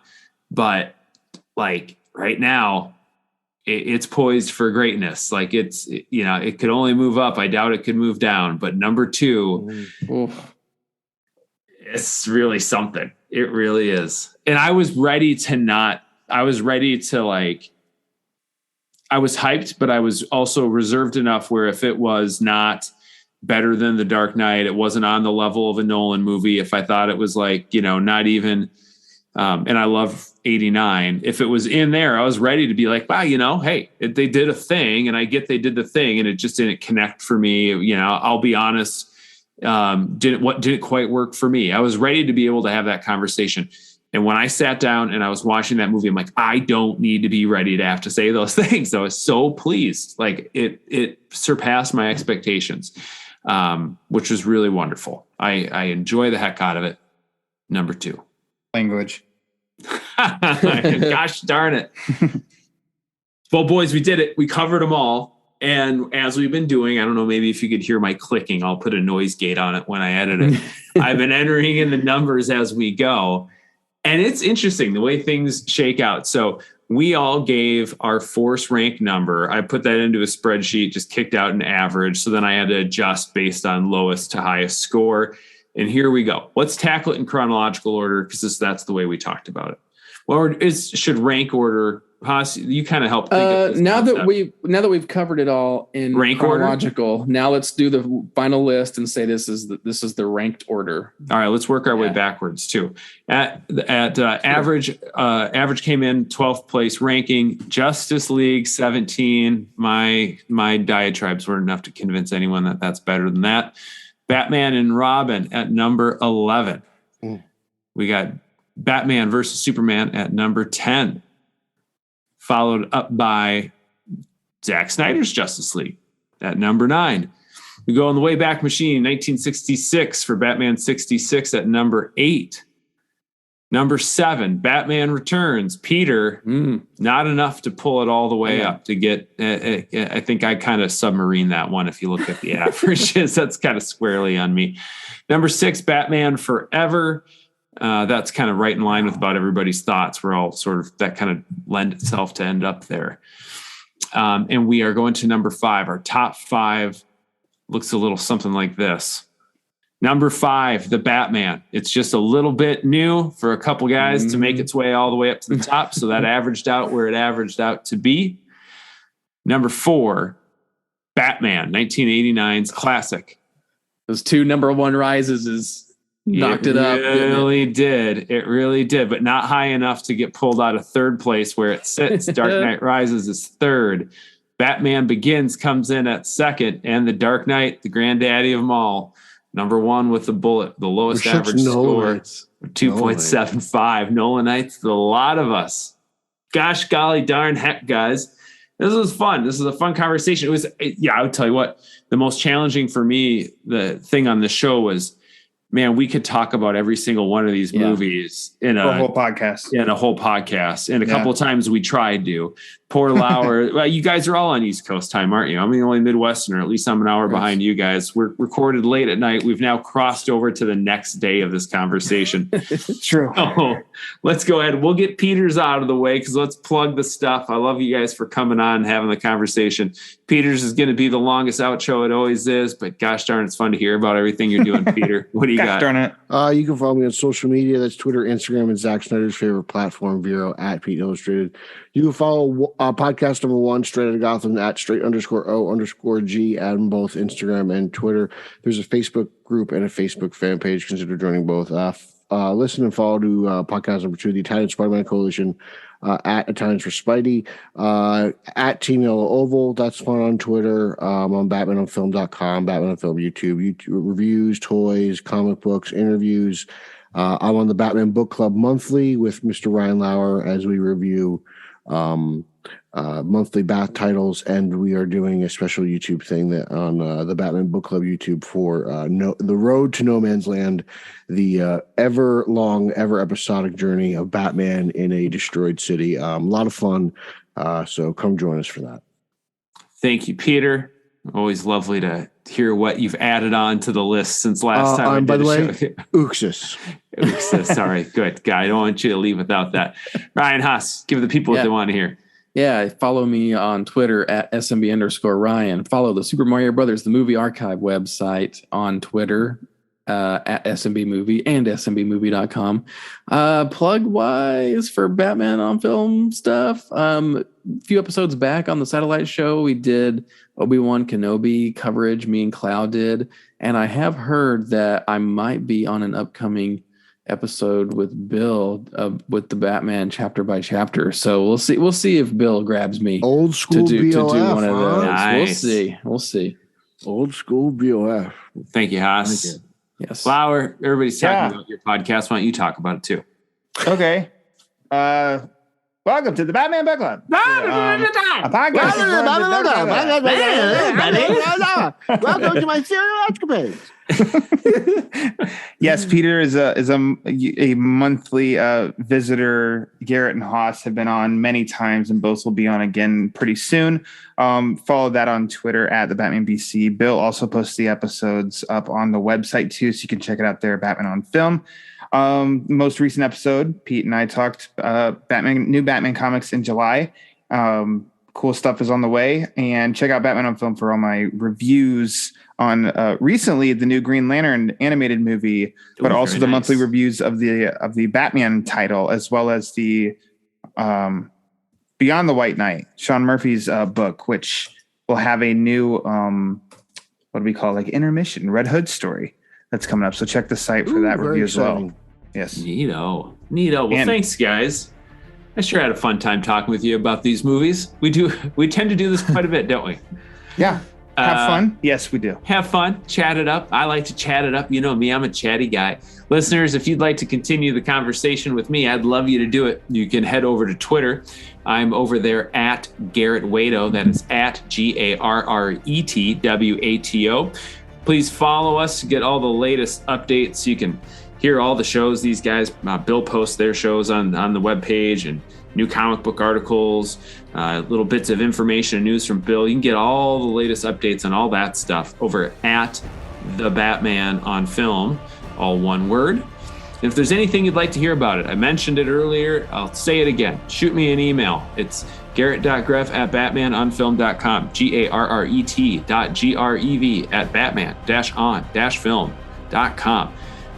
Love to get some listener ideas for future episodes. Think that'd be a fun thing to do. Also, if you give us a review, I'll read it. That can be kind of fun. I won't say the swears if you use swears, because I leave those up to Lauer with his salty mouth. Yeah. But please Remember, listeners, as always, it's not who you are underneath, it's what you do that defines you. I think you weigh a little more than 108. You have been listening to the official podcast of the one and only Batman on Film website. On Twitter, follow BOF at Batman on Film and the Batman Podcast Network at BatPod Network. For Jett and everyone at Batman on Film, I'm announcer Rachel. Thanks for listening to the authoritative, definitive, the original Batman on Film.